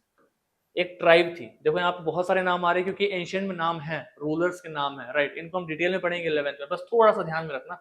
11th वाली बुक को पढ़ाऊंगा तो उस वक्त बस ये ना लगे कि एलियन के टाइप का क्या आ रहा है, इसलिए मैं नाम को इंट्रोड्यूस कर रहा हूँ आपके सामने। पार्थियंस, पार्थियंस ट्राइब कहाँ पे थी, अफगानिस्तान वाले एरिया में। और जो अफगानिस्तान वाला एरिया है जहाँ पे पार्थियंस हुआ करते थे, ये पूरा का पूरा ऐसा एरिया था जहाँ पे आपका सिल्क रूट होकर के जाता था। तो ट्राइब्स में क्या किया पार्थियंस ने, पार्थियंस ने जो सबसे बड़ा इशू क्रिएट किया है वो ये किया है कि इस वाले एरिया से जो भी सिल्क जाता था ना उसको वो रोक लेते थे। अब अगर वो इस एरिया से जो सिल्क जा रहा है उस सिल्क को रोक लेंगे तो उससे क्या प्रॉब्लम आएगा, तो अगर सिल्क जा रहा है उन्होंने उस सिल्क को रोक दिया तो वो सिल्क आपका रोमन एम्पायर या फिर यूरोप की तरफ में नहीं जा पाएगा। तो आपको क्या करना पड़ेगा, एक अल्टरनेटिव निकालना पड़ेगा, एक दूसरा रास्ता निकालना पड़ेगा कि आप किसी भी तरीके से सिल्क को उस एरिया में लेकर के जा सको। तो वो दूसरा रास्ता क्या था, चाइनीज ने क्या किया कि अब इंडिया के थ्रू वो गुजरात आए और गुजरात के पोर्ट से वो सिल्क सप्लाई कर रहे थे बाई वाटर, पानी, समुद्र के थ्रू वो सिल्क प्रोवाइड कहाँ कर रहे थे, रोमन एम्पायर के पास में। इसको ध्यान में रखना। यानी कि क्या हुआ, सिल्क रूट पे पार्थियंस ने रोक लगा दिया। पार्थियंस कौन थे, सेंट्रल एशियन ट्राइब थे। वो कहाँ पे थे, अफगानिस्तान में थे। उस एरिया पे उन्होंने अगर रोक लगा दिया, फिर सिल्क कैसे जाता है, तो वो इंडिया में होकर के गुजरात के रास्ते जाता है। ऑल्सो गुजरात के पोर्ट्स हिस्ट्री में बहुत इंपॉर्टेंट है। 11th क्लास के एनसीईआरटी में पढ़ेंगे कि यही वो एरिया है गुजरात का जहां पे ईरान से घोड़े बाई पोर्ट आया करते थे। ईरान के घोड़े बहुत पॉपुलर थे, बहुत हेल्दीएस्ट हॉर्सेस होते थे ईरान के पास में, वो भी गुजरात के पोर्ट से आते थे। तो ये गुजरात वाला एरिया हो गया, बंगाल वाला एरिया हो गया, या फिर ये नीचे का आपका जो एरिया हो गया मालाबार वाला एरिया हो गया, पुडुचेरी वाला एरिया हो गया। यहाँ पे बहुत सारे पोर्ट्स देखे गए हैं जहाँ पे हम पानी के रास्ते में क्या कर रहे हैं, ट्रेड कर रहे हैं। इसी चीज को वहां पे बताने की कोशिश की गई है। So I think we are clear on this. Yes, अब देखो यहाँ पे है द स्प्रेड ऑफ बुद्धिज्म। जब मौर्य एम्पायर खत्म हो जाता है तो बहुत सारे एम्पायर आते हैं। उसमें से एक बहुत पॉपुलर एम्पायर जो नॉर्थ इंडिया में ग्रो करता है उसका नाम था कुषाण। क्या नाम था गाइस, कुषाण। इसको थोड़ा सा याद रखना, ये इसलिए याद रखना क्योंकि इंपॉर्टेंट है। कुषाण के बारे में 2-3 चीज आपको बताता हूँ मैं पहले। कुषाण एक ऐसा एम्पायर था ना जिसने गोल्ड कॉइन्स इंडिया में इंट्रोड्यूस किया और बहुत सारे गोल्ड कॉइन्स इंडिया में आए, राइट। गोल्ड कॉइन इंडिया में कुषाण के आए और इनके जो गोल्ड कॉइन्स थे ना, इन गोल्ड कॉइन्स का नाम क्या था, तो इन गोल्ड कॉइन का नाम था दिनार। क्या नाम था गाइस, दिनार। यही वही दिनार है जो सेम गोल्ड कॉइन आगे गुप्ता पीरियड में भी दिनार नाम से जाना जाता है। मतलब गुप्ता के भी गोल्ड कॉइन्स का नाम क्या था, दिनार। कुषाण के भी गोल्ड कॉइन का नाम क्या था, दिनार। इस चीज को याद रखेंगे, थोड़ा सा ध्यान में रखेंगे।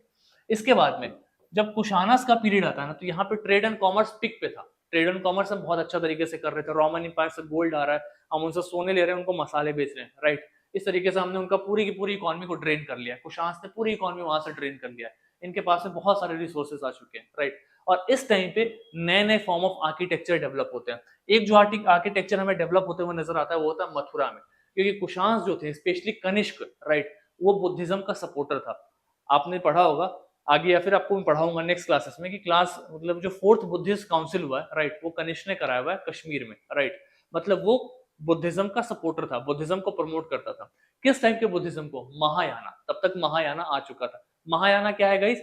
जहां पे गौतम बुद्धा को क्या मानते हैं? भगवान मानते हैं। I think we are clear on this, मैंने आपको पहले भी समझा दिया। हीनयाना, जहां पे हम गौतम बुद्धा को आम इंसान मानते हैं। तो हीनयाना महायाना को हमें कनेक्ट करना है किसके साथ में? कनिष्क के साथ में, right, fourth Buddhist council. Also ये जो बुद्धिस्ट काउंसिल्स की लिस्ट है ना, ये मैं आपको टेलीग्राम के चैनल पे भेज दूंगा, आप वहां से उसको देख सकते हो, राइट। क्योंकि ये क्लास 6 में बहुत डिटेल में नहीं दिया हुआ है, बट मैं इसलिए बता रहा हूँ ना ताकि आपको स्टोरी समझ में आए कि ये क्यों हो रहा है। ये सिर्फ फैक्ट्स के फॉर्म में यहाँ पे रख दिया। अगर आप 6 की एनसीईआरटी पढ़ोगे तो आपको लगेगा बस आप फैक्ट्स पढ़ रहे हो। सॉरी, बट मैं यहाँ पे इसलिए आपको स्टोरी के फॉर्म में बता रहा हूँ ताकि आपको ऐसा ना लगे कि आप बस फैक्ट पढ़ रहे हो। There is a story behind it. इस स्टोरी को हम और डिटेल में पढ़ेंगे जब हम आगे जाएंगे, राइट। अब यहाँ पे इंपॉर्टेंट क्या है? 2-3 चीज इंपॉर्टेंट है, बस एकदम क्लिक करना है इसको कि जो कुशाण रूलर था ना, राइट, उसका बहुत कुशाण एम्पायर का सबसे इंपॉर्टेंट रूलर कौन सा था? कनिष्का था, राइट। और कनिष्का ने बुद्धिस्ट काउंसिल को स्टार्ट किया, इसके बारे में मैंने आपको बता दिया, राइट। और कनिष्क जो था उसका एक बहुत ही अच्छा कोट पॉइंट था, उसका नाम था अश्वघोषा। क्या नाम था गाइस? अश्वघोषा। ये कोट पॉइंट है, किसका कोट पॉइंट है? कनिष्क का, राइट। और इसने ना बुद्धा की बायोग्राफी लिखी है। क्या लिखा है इसने? बुद्धा की बायोग्राफी लिखी है, जिसका नाम है बुद्ध चरित्र। ये क्वेश्चन यूपीएससी में पूछा हुआ है और ये स्टेट पीसीएस में भी पूछा हुआ है। बुद्ध चरित्र, बुद्ध चरित्र किसने लिखा है? अश्वघोषा ने। अश्वघोषा किसका कोट पोएट था? अश्वघोषा किसका कोट पोएट था गाइस? कनिष्का का कोट पोएट था। कनिष्का कौन है? कनिष्क वो है जिसने फोर्थ बुद्धिस्ट काउंसिल कराया, जिसने बुद्धिज्म को पेट्रोनाइज किया, प्रमोट किया, राइट। फोर्थ बुद्धिस्ट काउंसिल में किस टाइप के बुद्धिज्म को प्रमोट किया गया? महायाना। तो आई थिंक हम ये सारी चीज को एक साथ कनेक्ट कर पाए। यहाँ पे बहुत ही बेसिक लेवल पे बस बताया हुआ है, इन्होंने ज्यादा डिटेल में नहीं बताया। बट हाँ, नेक्स्ट पैराग्राफ में देखो एनसीईआरटी भी लिख रहा है, a new form of Buddhism came to be known as Mahayana। और ये महायाना जो एनसीईआरटी अभी लिख रही है, आई थिंक मैंने आपको बहुत डिटेल में इसके बारे में एक्सप्लेन कर दिया कि महायाना क्या होता है। महायाना को हम आगे के क्लास में सेपरेटली कवर करेंगे, राइट। उसमें हमें पता चलेगा कि महायाना के बारे में और क्या निकल के आता है। बस वही चीज यहाँ पे एक्सप्लेन किया हुआ है महायाना को, राइट। बुद्धिज्म जो है, अब देखो अलग अलग जगह पे स्प्रेड होना स्टार्ट हो गया। कौन कौन सी जगह पे? तो यहाँ पे लिखा Buddhism also spread to south east world, जैसे श्रीलंका में गया, म्यांमार में गया, थाईलैंड में गया, या फिर जो अलग अलग पार्ट्स है साउथ ईस्ट एशिया के, इन सभी जगह पे क्या जाना स्टार्ट हो गया? इन सभी जगह पे बुद्धिज्म प्रमोट होना स्टार्ट हो गया, right. This is why they are very important. और जो बुद्धिज्म का सबसे पुराना वर्जन है, the oldest form of Buddhism, उसको क्या बोलते हैं? थेरावादा बुद्धिज्म। यहाँ पे लिखा हुआ है थेरावादा बुद्धिज्म। थेरावादा बुद्धिज्म क्या है? तो थेरावादा बुद्धिज्म बुद्धिज्म का सबसे ओल्डेस्ट फॉर्म है। That is why this is important. तो एक बार मैं आपको गाइस फटाफट बता दूं क्विक रिवीजन में कि हमने अभी तक क्या क्या पढ़ा। तो हमने ये पढ़ा है कि किस तरीके से कुशांस आते हैं। कुशांस कौन थे? तो कुशांस एक्चुअली में इंडिया में कहां से आए थे? सेंट्रल एशिया की तरफ से आए थे। वो भी पहले एक ट्राइब थे, लेकिन वो सेंट्रल एशिया से इंडिया में घुसते हैं। कुशांस के टाइम पे इंडिया का ट्रेड एंड इकोनॉमी, व्यापार बहुत पीक पे था। कुशांस बहुत सारे गोल्ड कॉइन्स को लेकर के आते। कुशांस के गोल्ड कॉइन्स का क्या नाम था गाइस? क्विक, उनके गोल्ड कॉइन्स का नाम था दिनार। सेम गोल्ड कॉइन किसके टाइम पे देखा गया है? गुप्तास के टाइम पे देखा गया है। गुप्ता कौन है? तो गुप्ता एक्चुअली में कुशान और इनके बाद आने वाला जो एम्पायर उसका नाम है गुप्ता। यानी कि पहले कौन था? मौर्य। मौर्य के बाद में बीच में छोटे छोटे एम्पायर्स आए, जिसमें मैंने क्या पढ़ा आपको? पुष्यमित्र सुंगा, सुंगा का एम्पायर आया, सतवाहना आया है, कुशान आया है। और इन सब के बाद एक मेजर एम्पायर कौन आया है? गुप्ता। गुप्ता के बाद एक और मेजर एम्पायर कौन आया है? हर्षा। तो 3 मेजर एम्पायर है चंद्रगुप्त मौर्य का। मौर्य, गुप्ता, हर्षा। इन 3 के बीच में ना छोटे छोटे एम्पायर्स आए हैं। क्यों छोटे छोटे एम्पायर आए? क्योंकि जब बड़ा एम्पायर खत्म होगा तो जो छोटे छोटे फ्यूडल लॉर्ड्स थे वो रूलर बन जाते हैं, राइट। और ये फ्यूडल लॉर्ड्स में कुछ क्वेश्चंस पूछ देते हैं, जैसे कुशान इंपॉर्टेंट है। तो सेंट्रल एशियन ट्राइब वहां से इंडिया में आते हैं। इंडिया में आने के बाद में महायाना को ये प्रमोट करते हैं। कनिष्क जो इसके रूलर रह चुके हैं, उन्होंने एक्चुअली में महायाना बुद्धिज्म को बहुत प्रमोट किया। चौथा बुद्धिस्ट काउंसिल कराया। कहां पे कराया? कश्मीर में। कश्मीर में कहां? कुंडलवन, राइट। कुंडलवन नाम की एक जगह है कश्मीर में, जहां पे इन्होंने चौथा बुद्धिस्ट काउंसिल कराया। ये बुद्धिस्ट काउंसिल का लिस्ट मैं आपको अपने ग्रुप में डाल दूंगा, वहां से भी देख सकते हैं टेलीग्राम चैनल पे, या फिर आपको गूगल पे भी मिल जाएगा, उसका इशू नहीं है। इसको डिटेल में कवर करेंगे जब हम हायर क्लासेस को कवर करेंगे, राइट। तो उसके साथ साथ में हमने पूरा पूरा बुद्धिज्म यहाँ पे देख लिया। बुद्धिज्म कहाँ पे प्रमोट हुआ है? मथुरा वाले एरिया में भी बहुत प्रमोट हुआ है। मथुरा के एरिया में क्यों प्रमोट हुआ है? क्योंकि मथुरा का जो एरिया था वो कुशांस के डायरेक्ट कंट्रोल में था, एक तरीके से कैपिटल था उनका, राइट। उस एरिया को बहुत ग्रो किए हुए। और उसी टाइम पे एक दूसरी तरफ पे भक्ति मूवमेंट भी शुरुआत होता है। भक्ति मूवमेंट नहीं, एक्चुअली में भक्ति की शुरुआत होती है। तो भक्ति मतलब क्या होता है कि हिंदू देवी देवता जो आज आप फॉर्म में देख रहे हैं, जैसे विष्णु भगवान देख रहे हैं, गणेश भगवान देख रहे हैं, शिव भगवान देख रहे हैं, ये एक्चुअली में ना इनका शुरुआत होता है इसी टाइम पीरियड में, गुप्ता पीरियड के थोड़ा सा पहले, पोस्ट मौर्य में। क्योंकि इसके पहले जो गॉड, जो भगवान, देवी देवताओं का हम पूजा देखते थे, आपको याद होगा वैदिक एज वाली क्लास में मैंने बताया था, क्या बताया था कि हम नेचर को पूजते थे। नेचर में क्या, अग्निदेव, राइट, इंद्रदेव, इंद्र मतलब लॉर्ड ऑफ रेन, वर्षा के भगवान, राइट। इस तरीके के नेचर वाले जो गॉड्स हैं वो हमें वैदिक में दिखते हैं, लेकिन भगवान का जो फुल फ्लेजेड आप रूप देख रहे हो एक नाम के साथ में, वो एक्चुअली में पोस्ट मौर्य में देखा गया है। और वो पिक पे कब जाता है, तो वो पिक पे जाता है गुप्ता के टाइम पे। गुप्ता कौन है, मौर्य, गुप्ता, हर्षा। दूसरे नंबर पे एक बड़ा सा इंपायर वो है मौर्यस का, राइट, यहाँ पे वो पिक पे जाता है। और एग्जैक्टली इसी टाइम पे ना एक नई किताब लिखना स्टार्ट हो जाती है, जिसका नाम क्या था, पुराणास। और ये पुराणास के ऊपर में यूपीएससी ने इस बार 2024 के प्रीलिम्स में क्वेश्चन पूछा था। क्वेश्चन क्या था कि जो पुराणास है वो उपनिषद से पहले की किताब है या उपनिषद के बाद की किताब है। तो अगर आपने वैदिक एज पढ़ा है तो आपको पता होगा कि वैदिक एज वाले क्लास में मैंने आपको पढ़ाया था कि 4 वेद है, कौन कौन से, ऋग्वेद, सामवेद, अथर्ववेद, यजुर्वेद। इन 4 वेद के साथ में एक और किताब है उपनिषद, उसके साथ एक और किताब है ब्राह्मणा।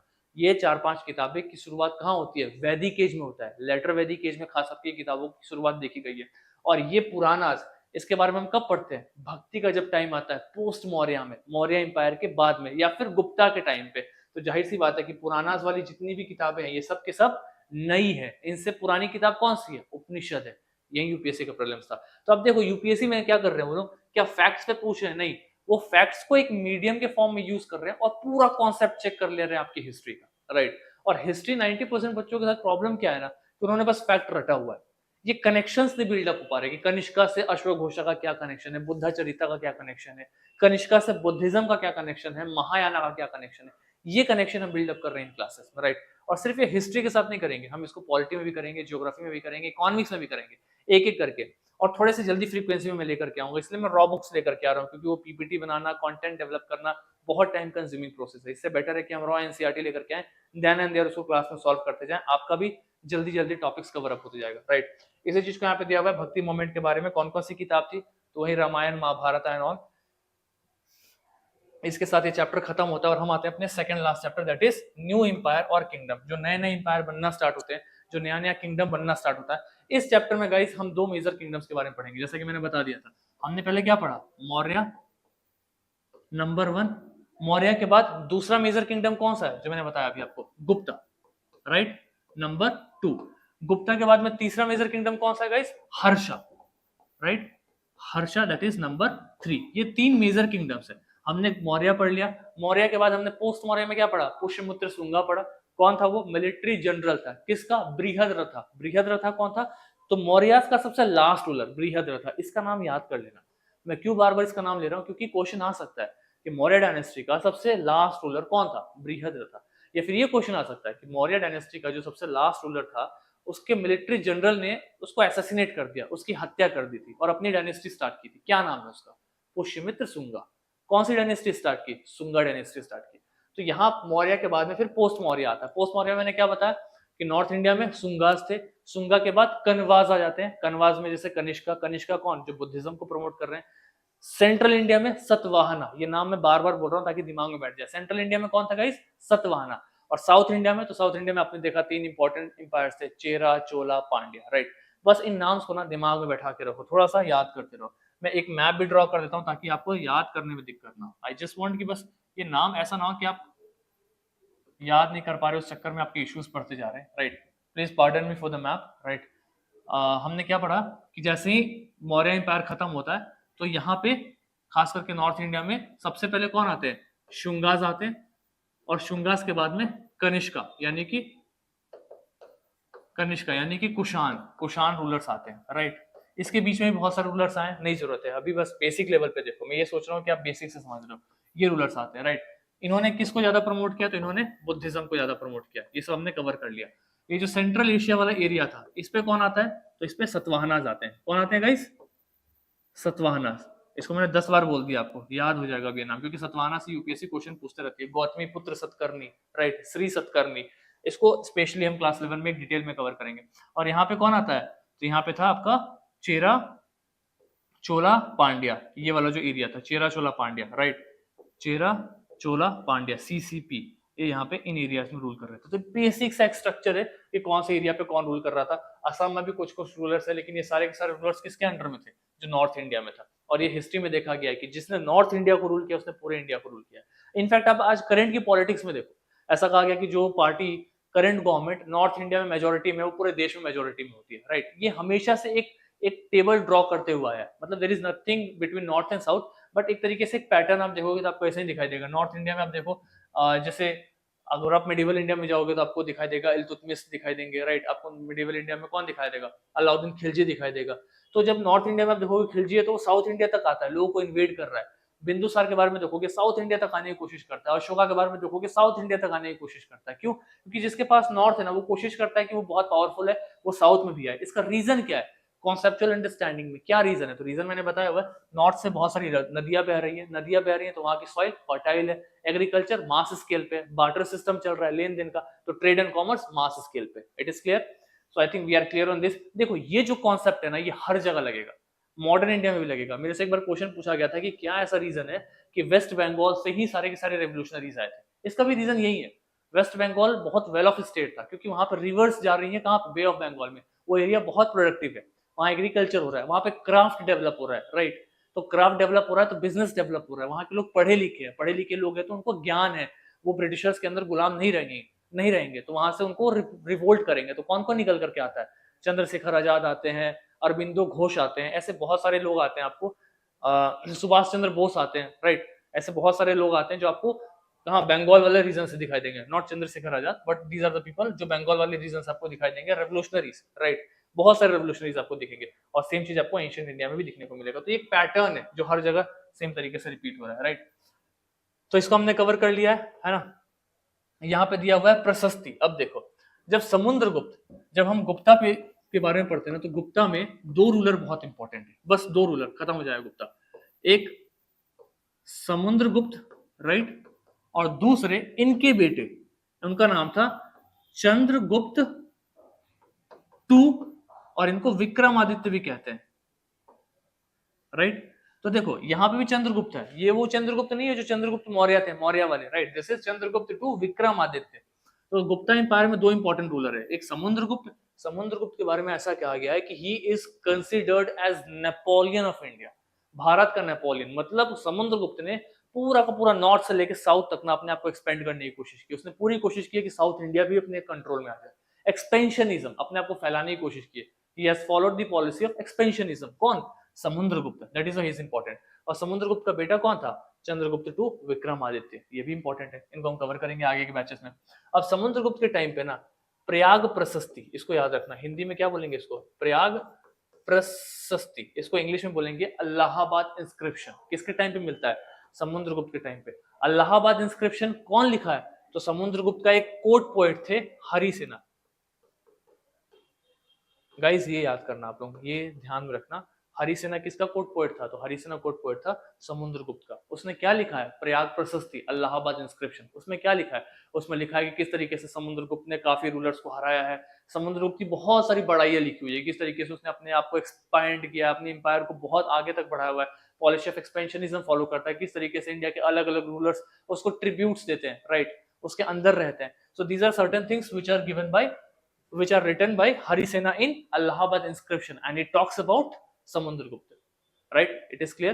उसका बेटा था Chandragupta two Vikramaditya. Chandragupta two Vikramaditya important क्यों है उसको भी डिटेल में देखेंगे। तो देखो ये कुछ कुछ इंपॉर्टेंट सिटीज हैं जो उस वक्त पॉपुलर थे, सेम सिटीज हैं, मतलब एक बार वहां पे रूलर आ गया ना तो वही सिटीज है, और उसी हिसाब से बस कैपिटल चेंज हो रहा है, रूलर चेंज हो रहा है, कैपिटल वही है, राजा बदल रहा है लेकिन जगह वही है। उसी तरीके से वो जगह एक्सपेंड करते जा रहा है, बढ़ते जा रहा है। तो सेम मैप यहाँ पर दिया हुआ है जो हमने पीछे कवर किया गाइस। देखो प्रशस्ति के बारे में मैंने यहाँ बता दिया कि प्रशस्ति किसके बारे में, उसके एंसेस्टर्स के बारे में मेंशन कर रहा है, मतलब समुद्रगुप्त के फादर कौन थे उनके बारे में मेंशन कर रहा है। प्रशस्ति ये भी बता रहा है कि समुद्रगुप्त ने कौन सा बैटल जीता है। मतलब प्रशस्ति का मतलब यहाँ पे इंस्क्रिप्शन है, अभिलेख है, राइट, अलाहाबाद इंस्क्रिप्शन। वो एक्चुअली में समुद्रगुप्त के टाइम की बहुत सारी चीज बता रहा है, that is why it is important. Also Samudragupta ने एक टाइटल यूज किया था, वो टाइटल का नाम क्या है? उसको कहते हैं महाराजा धीराजा। कौन सा टाइटल कहते हैं गाइस? महाराजा धीराजा। तो गुप्तास के टाइम पे ऐसा देखा गया कि गुप्तास बहुत बड़े बड़े टाइटल्स का इस्तेमाल करते थे, महाराजा धीराजा, महाराजाओं के राजा, राइट, ऐसे टाइटल्स गुप्ता यूज करते थे। तो अगर क्वेश्चन पूछ दिया जाए कि maharajadhiraja was the title used by, तो किसने यूज किया हुआ है? समुद्रगुप्त ने। किसने अपने आप को एक्सपेंड करने की कोशिश की है? समुद्रगुप्त। कोई किसको भारत का नेपोलियन कहते हैं? समुद्रगुप्त। तो आई थिंक आपको दिख रहा होगा क्लास 6 के एनसीईआरटी से बेसिक कैसे एमसीक्यू बन सकते हैं प्रीलिम्स के लिए या स्टेट पीसीएस के लिए, और बहुत सारे एमसीक्यूज बने भी हुए हैं इनसे, राइट। तो this is the basic that we have covered. Samudragupta के बेटे का नाम क्या था गाइस? चंद्रगुप्त टू विक्रमादित्य। तो हमने ये भी यहाँ पे देख लिया, राइट।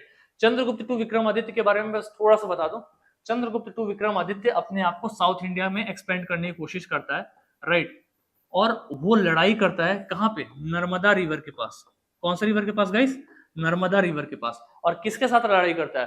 तो जिस रूलर के साथ लड़ाई करता है उसका नाम था पुलकेशिन द्वितीय, पुलकेशिन टू ऑफ चालुक्य। देखो, आई नो आपको लग रहा होगा कि कौन सा बॉम्ब बार बार गिर रहा है मेरे ऊपर में, बट ये बेसिक से चीज है, इसको और डिटेल में पढ़ेंगे आगे की क्लासेस में। बट थोड़ा सा भी ध्यान में रखना कि साउथ इंडिया में एक्सपेंड करने की कोशिश कर रहा है कौन?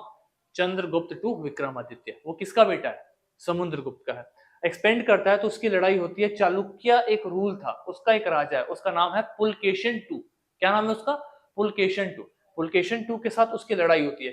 कहां पे लड़ाई होती है? नर्मदा के पास में। It is clear everyone? यानी कि चंद्रगुप्त टू अपने आप को एक्सपेंड करता है क्योंकि उसके पापा जो समुद्रगुप्त है, उसके फादर अपने आप को एक्सपेंड किए थे, तो ये भी सोचता है कि मैं भी अपने फादर की तरह अपने आप को एक्सपेंड करूंगा। एक्सपेंड करने की कोशिश करता है। तो आपको पता है इंडिया में नर्मदा कहां से जा रही है? सेंट्रल इंडिया से कट करते हुए जा रही है, मध्य प्रदेश से। उस वाले एरिया पे वो जैसे उसके आगे बढ़ने की कोशिश करता है तो सामने से साउथ इंडिया से एक रूलर आता है, चालुक्य टू, चालुक्य एम्पायर का, उसका नाम था पुलकेशिन टू। पुलकेशिन टू आता है और वहां पे चंद्रगुप्त सेकंड, उसके बीच की लड़ाई होती है और वो चंद्रगुप्त टू विक्रमादित्य को हरा देता है। उसके बाद से कभी भी अपने आप को एक्सपेंड नहीं करता साउथ इंडिया में।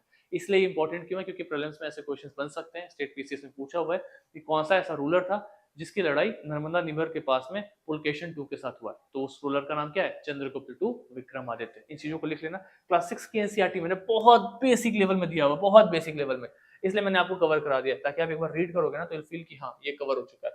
इन चीजों को हमने कवर कर लिया गाइस, राइट। जो लड़ाई वड़ाई हुआ था, we have covered all this part here. ये मैंने आपको बता दिया, चालुक्य के बारे में बता दिया, पुलकेशिन टू के बारे में बता दिया, राइट। ये सब हमने कवर कर लिया। अच्छा, इसके साथ साथ थोड़ा सा यहाँ पे हर्षा के बारे में बताया हुआ। हर्षा को मैं ना आपको एक ऐसे नॉर्मल पेज में कवर कराता हूँ क्योंकि बहुत बेसिक बताया हुआ।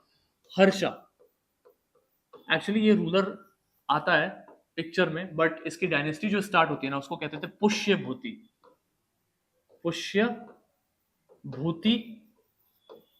डायनेस्टी। क्या बोलते थे गाइस? Pushyabhuti dynasty, right. बाद में पुष्यभूति डायनेस्टी को लीड कौन करता है? हर्षा, हर्षवर्धन, राइट। तो स्टार्टिंग में इस पुष्यभूति डायनेस्टी का कैपिटल कहां था? थानेश्वर। कहां था गाइस? थानेश्वर। थानेश्वर कहां पे? Thaneshwar is in Haryana. लेकिन जब हर्षा रूलर बनता है तो वो थानेश्वर से उसकी कैपिटल को शिफ्ट करता है। कहां करता है? कन्नौज। कहां करता है गाइस? कन्नौज। कन्नौज कहां है? यूपी में, राइट।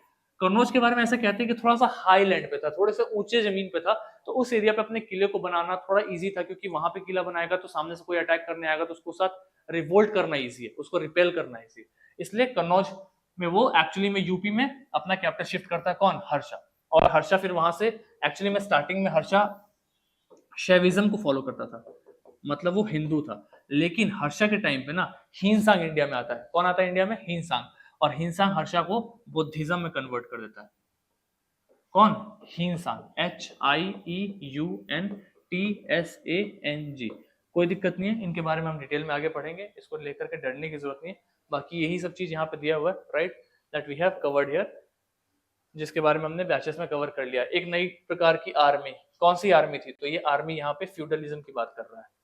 फ्यूडलिज्म मतलब अब क्या हो रहा है एम्पायर में, खास करके गुप्ता एज के बाद में, क्या फ्यूडलिज्म देखा गया। फ्यूडलिज्म मतलब क्या हो रहा है कि अब आप आर्मी के जो हेड है, जनरल रैंक पे लोग हैं, उनको आप सैलरी ना दो, उनको आप लैंड दे दो। आप बोल दो कि ठीक है, ये वाला जो एरिया है ना, ये जमीन, ये पूरा का पूरा जमीन अब आपके कंट्रोल में, अब यहाँ से जो भी रेवेन्यू निकलेगा वो रेवेन्यू आप अपने पास रखो, राइट। उससे आप अपने अंदर के मिलिट्री को खाना पानी दो, उनकी सैलरी दो। मतलब अब गवर्नमेंट आपको सैलरी नहीं देगी, आपको जमीन दे देगी और बोलेगी उस एरिया में जो भी रेवेन्यू कलेक्शन है वो आप कर रहे होगे, पूरा का पूरा रेवेन्यू आप देख रहे होगे। तो इसको बोलते हैं फ्यूडल सिस्टम। अब ये फ्यूडल सिस्टम हम कहां से देखना स्टार्ट करते हैं? गुप्ता एज से देखते हैं, और यही फ्यूडलिज्म पिक पे चल जाता है मेडिवल में। मतलब बहुत सारे फ्यूडल लॉर्ड्स बनने लग जाते हैं, ऐसे ऐसे इंसान जिसको जमीन का मालिक बना दिया गया और ये कहा गया आपको सैलरी नहीं देंगे, आपके अंदर में हमने 10 गांव दे दिया, राइट। अब इस 10 गांव से जो भी अनाज निकलेगा, उस अनाज से आप अपना और आपके अंदर जो 100 सैनिक है उनकी सैलरी दोगे, राइट। आपके ऊपर में वो 10 गांव है। अब उनसे आप कैसे भी टैक्स लो, कैसे भी मैनेज करो, वो आपके ऊपर है। मतलब मिनी स्केल पे उनको एक रूलर वाला पावर देने लग गया लोग, यानी कि फ्यूडलिज्म प्रमोट होना स्टार्ट हो गया, फ्यूडल लॉर्ड्स बनाना स्टार्ट हो गया। यही चीज कहाँ पे देखा गया है? ये चीज हमें खास करके गुप्ता एज के आसपास से देखना स्टार्ट हो गया, जो कि आगे जाकर के पिक पे चला जाता है मेडिवल के टाइम पे। और सेम चीज यहाँ पे मेंशन किया हुआ है एनसीईआरटी में। इसके साथ में guys I think we have completed this chapter also. और अब हम आते हैं अपनी लास्ट चैप्टर पे, that is building, painting and books, right. इस चैप्टर के अंदर में कुछ भी नहीं है, बस थोड़ा मोड़ा बताया हुआ कि कौन सी बिल्डिंग इंपॉर्टेंट है, कौन सी पेंटिंग, कौन सी बुक्स। इसको हम एक्चुअली आर्ट एंड कल्चर में और डिटेल में पढ़ेंगे, बट मैं आपको ओवरऑल एक आइडिया दे देता हूँ। बस इन फैक्ट्स को देख करके डरने की जरूरत नहीं है। दिल्ली में ना एक मेहरौली जगह है, मेहरौली पे एक आयरन पिलर है, राइट। ये आयरन पिलर जो है वो उसको बोलते हैं क्या कि आज से लगभग 1500 साल पुराना है वो आयरन पिलर, और आज तक उसमें जंक नहीं लगा। वो उस टेक्नोलॉजी से बनाया गया, आज से 1500 साल पहले, आज तक उसमें जंक नहीं लगा। And that is why it is important. कहाँ पे ये? दिल्ली में है, मेहरौली में, आयरन पिलर, राइट। ये रहा, this is the example, right. और ऐसा कहते हैं कि इसके ऊपर में ना सबसे पहले अशोका, उनके इंस्क्रिप्शंस पाए गए, अभिलेख पाए गए। बाद में इसमें गुप्ता एम्परर्स के भी अभिलेख पाए गए हैं। दैट इज वाई इसके बारे में थोड़ा सा एनसीईआरटी ने मेंशन किया हुआ है। हाँ, यहाँ पे इन्होंने थोड़ा सा एक्सप्लेन किया है, बहुत अच्छा सा टॉपिक है स्तूपा के बारे में। स्तूपा एक्चुअली में होता क्या है, राइट। यहाँ पे इन्होंने बताने की कोशिश की है।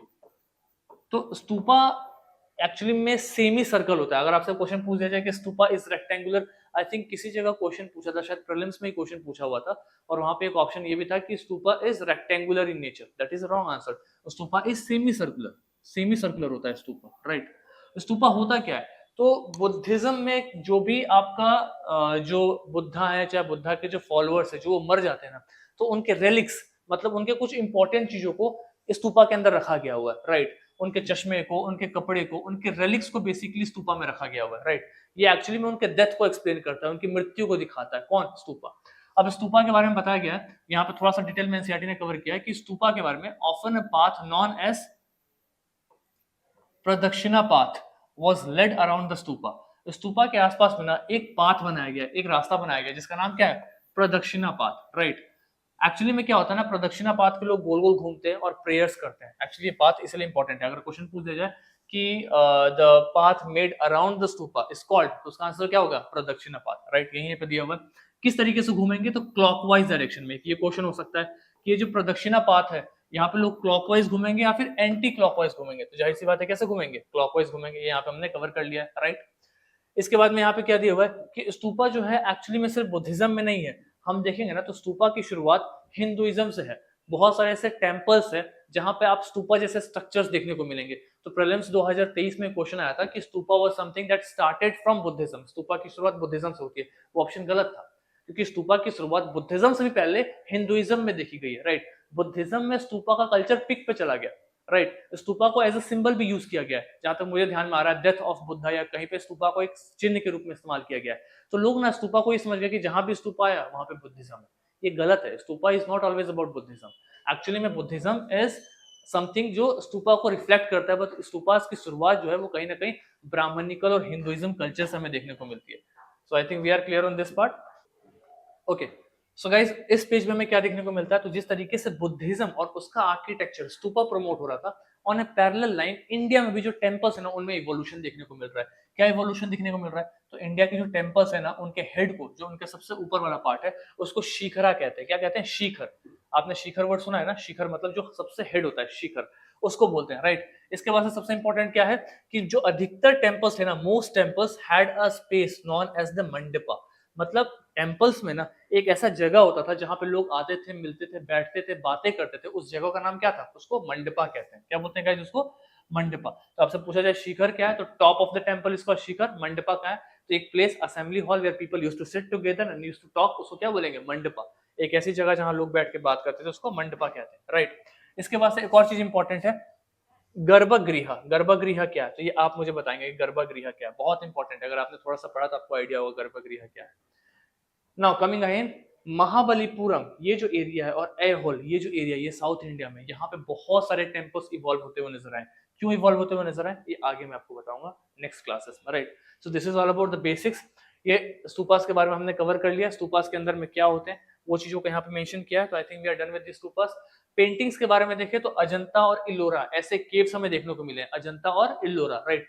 ये ऐसे केव्स हैं जहाँ पे हमें पेंटिंग्स देखने को मिली है, और इन केस में हमें बुद्धिज्म आर्ट, बुद्धिज्म कल्चर भी देखने को मिला है। कहाँ पे है ये, जिसको हम और डिटेल में कवर करेंगे आगे वाली क्लासेस में। बस यहाँ पे बहुत बेसिक दिया हुआ है कि पेंटिंग आपको अजंता में देखने को मिलेगी, जैसे एग्जांपल में दिया हुआ है ना, these are the paintings which are shown in Ajanta and Ellora, right.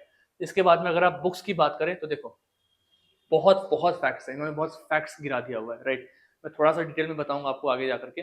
दो बुक इंपॉर्टेंट है तमिल एज को लेकर के। एक बार मैंने आपको पहले टाइम पीरियड बता दूं, अभी चैप्टर खत्म होने वाला है। देखो टाइम पीरियड क्या था गाइस, तो टाइम पीरियड ये था कि जिस तरीके से हमने देखा हुआ है कि एक तरफ मगधा फ्लरिश कर रहा था, राइट। मगधा के बाद कौन सा टाइम आता है, सतवाहना। कहाँ पे सतवाहना, कहाँ पे है, याद करो, सेंट्रल इंडिया।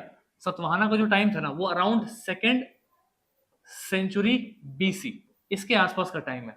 कहाँ पे, सतवाहनास का। और सतवाहना कहाँ पे, ये है सेंट्रल इंडिया में, राइट। इसी टाइम पे मैंने आपको बताया है सतवाहनास के टाइम पे साउथ इंडिया में कौन थे, चेरा, चोला, पांड्या, याद है मैंने बताया था आपको, राइट। और इसी टाइम पे लगभग साउथ इंडिया में संगम एज चल रहा था। कौन सा एज चल रहा था गाइस, संगम एज। एक ऐसा एज जहां पे बोला गया है कि बहुत सारे ऋषि, यहाँ तक ये लोग ये भी बोलते हैं कि जो पहला संगम हुआ था उसमें देव वो सब धरती पे आए थे और उन्होंने मिलकर के यहाँ पे कुछ किताबें लिखी और कुछ चीजों के बारे में बताया। तो संगम एज एक्चुअली में किससे रिलेटेड है, साउथ इंडिया से रिलेटेड है। कब का टाइम पीरियड है, तो इसका टाइम पीरियड याद रखना, थर्ड सेंचुरी बीसी से लेकर के थर्ड सेंचुरी एडी। ये जो टाइम पीरियड है, इस टाइम पीरियड को कौन सा टाइम पीरियड कहते हैं, संगम एज कहते हैं। संगम एज को डिटेल में और पढ़ेंगे। तो संगम एज में क्या होता है ना कि तीन तीन संगम एज होते हैं, राइट। एक नहीं, तीन संगम एज हुए। और तीन संगम एज में जो पहला वाला जो संगम एज हुआ है, जो फर्स्ट संगम एज हुआ है, उसमें कोई भी किताब आज तक हमें रिटन फॉर्म में नहीं मिला। ऐसा कहा गया, बस वो बोला गया, बोल के चला गया। सेकेंड और थर्ड संगम एज के कुछ कुछ एविडेंसेस हमारे पास में है। इसी संगम एज के टाइम पे कुछ कुछ लिटरेचर, कुछ कुछ बुक्स लिखी गई हैं, और उन्हीं बुक्स के बारे में आपके एनसीईआरटी ने दिया हुआ है। तो भी एनसीईआरटी ने आपको बस सीधा बता दिया कि संगम एज की किताब, संगम एज क्या है, किस टाइम पे एग्जिस्ट कर रहा था, क्यों इंपॉर्टेंट है, कुछ नहीं बताया।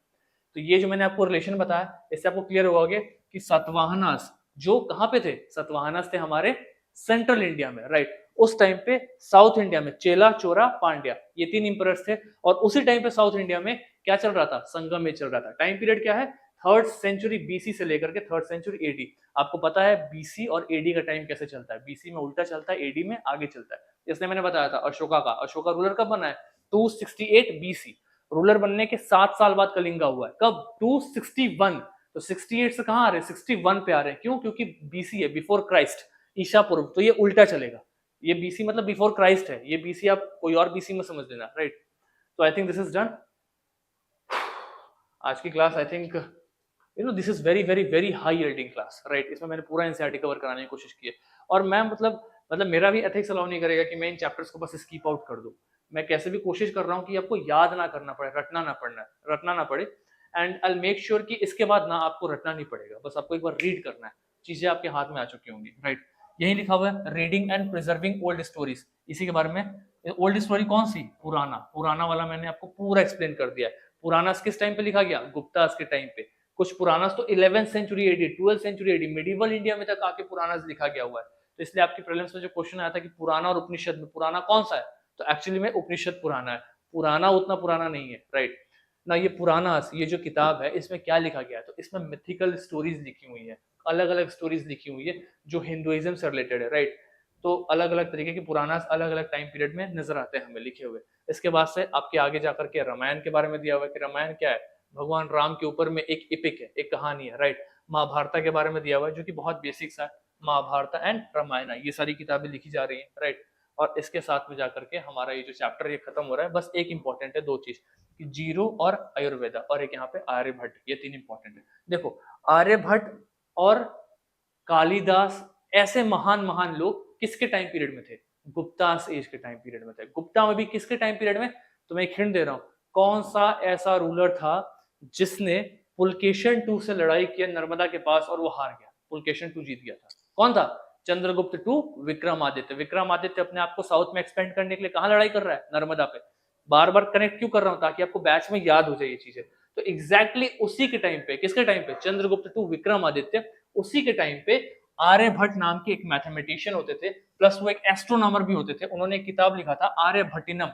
उस किताब में उन्होंने ये बता दिया था कि आपका जो सन है ना, इस सन के अराउंड में आपकी अर्थ जो है वो गोल गोल गोल गोल घूम रही है, जो काफी साल बाद यूरोपियंस ने डेवलप किया अपनी थियरीज के थ्रू। ये एक्चुअली में आर्यभट्ट ने कई हजार साल पहले बता दिया, गुप्ता एज में बता दिया, right. That is why Aryabhatta का टाइम पीरियड किसके टाइम में था, Chandragupta two Vikramaditya, that is why it is very very important, right. इस टाइम पीरियड में कुछ और भी मैथमेटिशियंस थे, बस उनका नाम याद रखना, वराहमिहिर, ब्रह्मगुप्ता, भास्करचर्या। ये जो तीन इंपॉर्टेंट मैथमेटिशियंस है ना, इनके बुक्स के बारे में हम आने वाली क्लासेस में पढ़ेंगे, इसमें नहीं, बस इनका नाम दिया हुआ है यहाँ पे, आपको बस आर्यभट्ट ध्यान रखना है, आर्यभट्ट इज इंपॉर्टेंट। जीरो, शून्य की शुरुआत आपको पता है कि मैथमेटिक्स में जो शून्य है उसकी शुरुआत किसने की है, इंडिया ने की है। लेकिन सबसे कमाल का चीज यहाँ से प्रीलिम्स में अगर क्वेश्चन पूछ दिया, भगवान करे अगले साल ही पूछ दे, राइट, तब पता चलेगा लोगों को एक्चुअली में क्या लिखा हुआ है कि the Romans used a system of counting without zero, try and find out more about it. Romans ने, चूंकि जीरो की शुरुआत किसने की, इंडिया में स्टार्ट हुआ, लेकिन उसके पहले गिनती तो चलती थी ना, लोग जीरो तक नहीं पहुंचे थे, 9 तक तो पहुंच गए थे। तो रोमन्स ने कोशिश किया कि हम बिना जीरो के किस तरीके से गिनती आगे तक लेके जा सकते हैं, मतलब without taking into consideration zero. उनकी गिनती में ना जीरो था ही नहीं, इसके बावजूद भी वो क्या कर रहे थे, अपना मतलब बिना जीरो के वो क्या कर रहे थे, अपनी गिनती को double digit, triple digit, 4 digit तक लेकर के जा रहे थे। कौन लेके जा रहे थे, रोमन्स। तो देखो बार बार रोमन्स इंपॉर्टेंट है, रोमन्स बार बार आ रहे हैं इंडिया में, राइट। रोमन्स ट्रेड के लिए आए, रोमन्स कौन, जो कटलरी लेकर के आए थे, रोमन्स कौन, जो स्पाइसेस लेकर के इंडिया से जा रहे थे, रोमन्स कौन, जो स्पाइसेस के बदले इंडिया में बहुत सारा गोल्ड लेकर के आ रहे थे, वही रोमन्स है जिन्होंने बिना जीरो के कोशिश किया था counting double digit, triple digit करने का। तो क्वेश्चन पूछ सकता है, अपार्ट फ्रॉम रोमन वहां पे 4 ऑप्शन हो सकते हैं आपके पास में, राइट। आयुर्वेदा, आयुर्वेदा के बारे में बोला गया कि आयुर्वेदा की भी शुरुआत यहीं से होती है, और इसमें सबसे इंपॉर्टेंट सी एक किताब लिखा हुआ है, सुश्रुत संहिता। सुश्रुत संहिता किसने लिखा हुआ है, सुश्रुत ने लिखा हुआ है एक्चुअली। सुश्रुत ने एक किताब लिखी है, सुश्रुत संहिता। सुश्रुत कौन थे, तो सुश्रुत एक्चुअली में एक क्या बोल सकते हैं, सर्जन थे उस टाइम में, जो नाक की सर्जरी करते थे, राइट। तो आज के टाइम पे जो आप सर्जरी देखते हो ना, जो लोग नाक की प्लास्टिक सर्जरी, बाकी सर्जरी करा रहे हैं, कह रहे हैं कि वेस्टर्न कंट्रीज ने इसका डेवलप किया, एक्चुअली में गुप्ता एज में डेवलप किया गया था, सुश्रुत संहिता में लिखा हुआ है, सुश्रुत ने उस किताब को लिखी थी। इसकी शुरुआत हमें वहां से दिखती है। तो इसके साथ में guys I think we are done with the chapter, not just the chapter, we are done with the NCERT. हमारा एनसीईआरटी यहाँ पे खत्म होता है, राइट। सारे चैप्टर्स खत्म हो गए, this is the last map of India. तो guys lastly I just want to tell you कि इस बैच के थ्रू हमने कोशिश किया है कि हमने क्लास 6 की एनसीईआरटी के जो लास्ट के 5 चैप्टर्स थे उसको देन एंड देयर खत्म कर दिया। सेकंड इंपॉर्टेंट थिंग, इस बैच के थ्रू ना मैंने जितने भी फैक्ट्स थे उनको कनेक्ट करने की कोशिश की है हिस्ट्री से, कॉन्सेप्ट्स के साथ, कहानियों से। बहुत सारे नाम आए आपके पास में, Satavahana, like Chola Chera Pandya, but मैंने कोशिश की कि इन नाम को ना मैं बार बार रिपीट करूँ ताकि आपको याद होना आसान हो। तो मैंने बहुत बार इन नाम को रिपीट किया है, मतलब I have tried my best कि इस बुक को मैं बहुत आसानी तरीके से आपको समझा सकूं। अब आप इस बुक को पढ़ेंगे तो आई थिंक आपके डाउट्स, प्रॉब्लम्स थोड़े से कम हो जाएंगे। बाकी जो भी बचे हुए डाउट्स है ना, उनको जब हम हायर स्टैंडर्ड की बुक्स पढ़ेंगे वहां से वो कंप्लीट होना स्टार्ट हो जाएंगे, राइट। इसके बाद में आई एम प्रिटी श्योर कि आपको बहुत ज्यादा प्रॉब्लम नहीं होगा एंशिएंट में, and I am planning to start polity start करेंगे, राइट। पॉलिटी में इतना इशू नहीं है, हिस्ट्री को थोड़ा डिटेल में पढ़ा है क्योंकि हिस्ट्री 90% बच्चों को समझ में नहीं आती, बहुत रटना पड़ता है, और मुझे बहुत बुरा लगता है जब लोग हिस्ट्री को रटते हैं, क्योंकि मुझे ऐसा लगता है कि जिस तरीके से हिस्ट्री पढ़ाया गया ना, उसमें ना हिस्ट्री को इंपॉर्टेंस को बहुत कम कर दिया गया। लोग सिर्फ फैक्ट्स पे ध्यान दे रहे हैं, लोगों का ध्यान सिर्फ फैक्ट्स पे, ये हुआ ये हुआ ये हुआ, क्यों हुआ इस पे लोग ध्यान नहीं दे रहे। तो मेरी कोशिश यही रहती है कि मैं हिस्ट्री में क्यों हुआ उस पर ज्यादा ध्यान दूं, जिसके कारण फैक्ट्स रटना थोड़ा सा आसान हो जाए। उसी तरीके से हमने इस बैच में इसको कवर अप किया है। अब जो नेक्स्ट बैच हम स्टार्ट करेंगे, नेक्स्ट क्लास 2 से 3 दिन के अंदर में अपलोड हो जाएगी, वो हमारी पॉलिटी की होगी, और हम फटाफट कोशिश करेंगे कि हम फटाफट एनसीईआरटीज अपनी कंप्लीट करें। एनसीईआरटीज कंप्लीट करने के बाद में चीजें हमारे ग्रिप में आ जाएंगी। So I think we have completed this, and इससे रिलेटेड क्वेश्चंस आपको बुक्स के टेलीग्राम चैनल पावर आइज पे मिलने लग जाएंगे। So see you soon there guys, मिलते हैं पावर आइज का टेलीग्राम चैनल पे। तब तक study hard, study well, see you soon in the next class, and do not forget to watch this NCERT series, they are very very important. इसी NCERT series को cover करने के लिए बड़ी बड़ी कोचिंग्स बड़ी रकम ले रही है। This is a free initiative, but guys I want कि आप लोग इसको रिस्पेक्ट करें और इसको जेन्युइनली कंसिडर करें। So see you soon in the next class, till then thank you so much.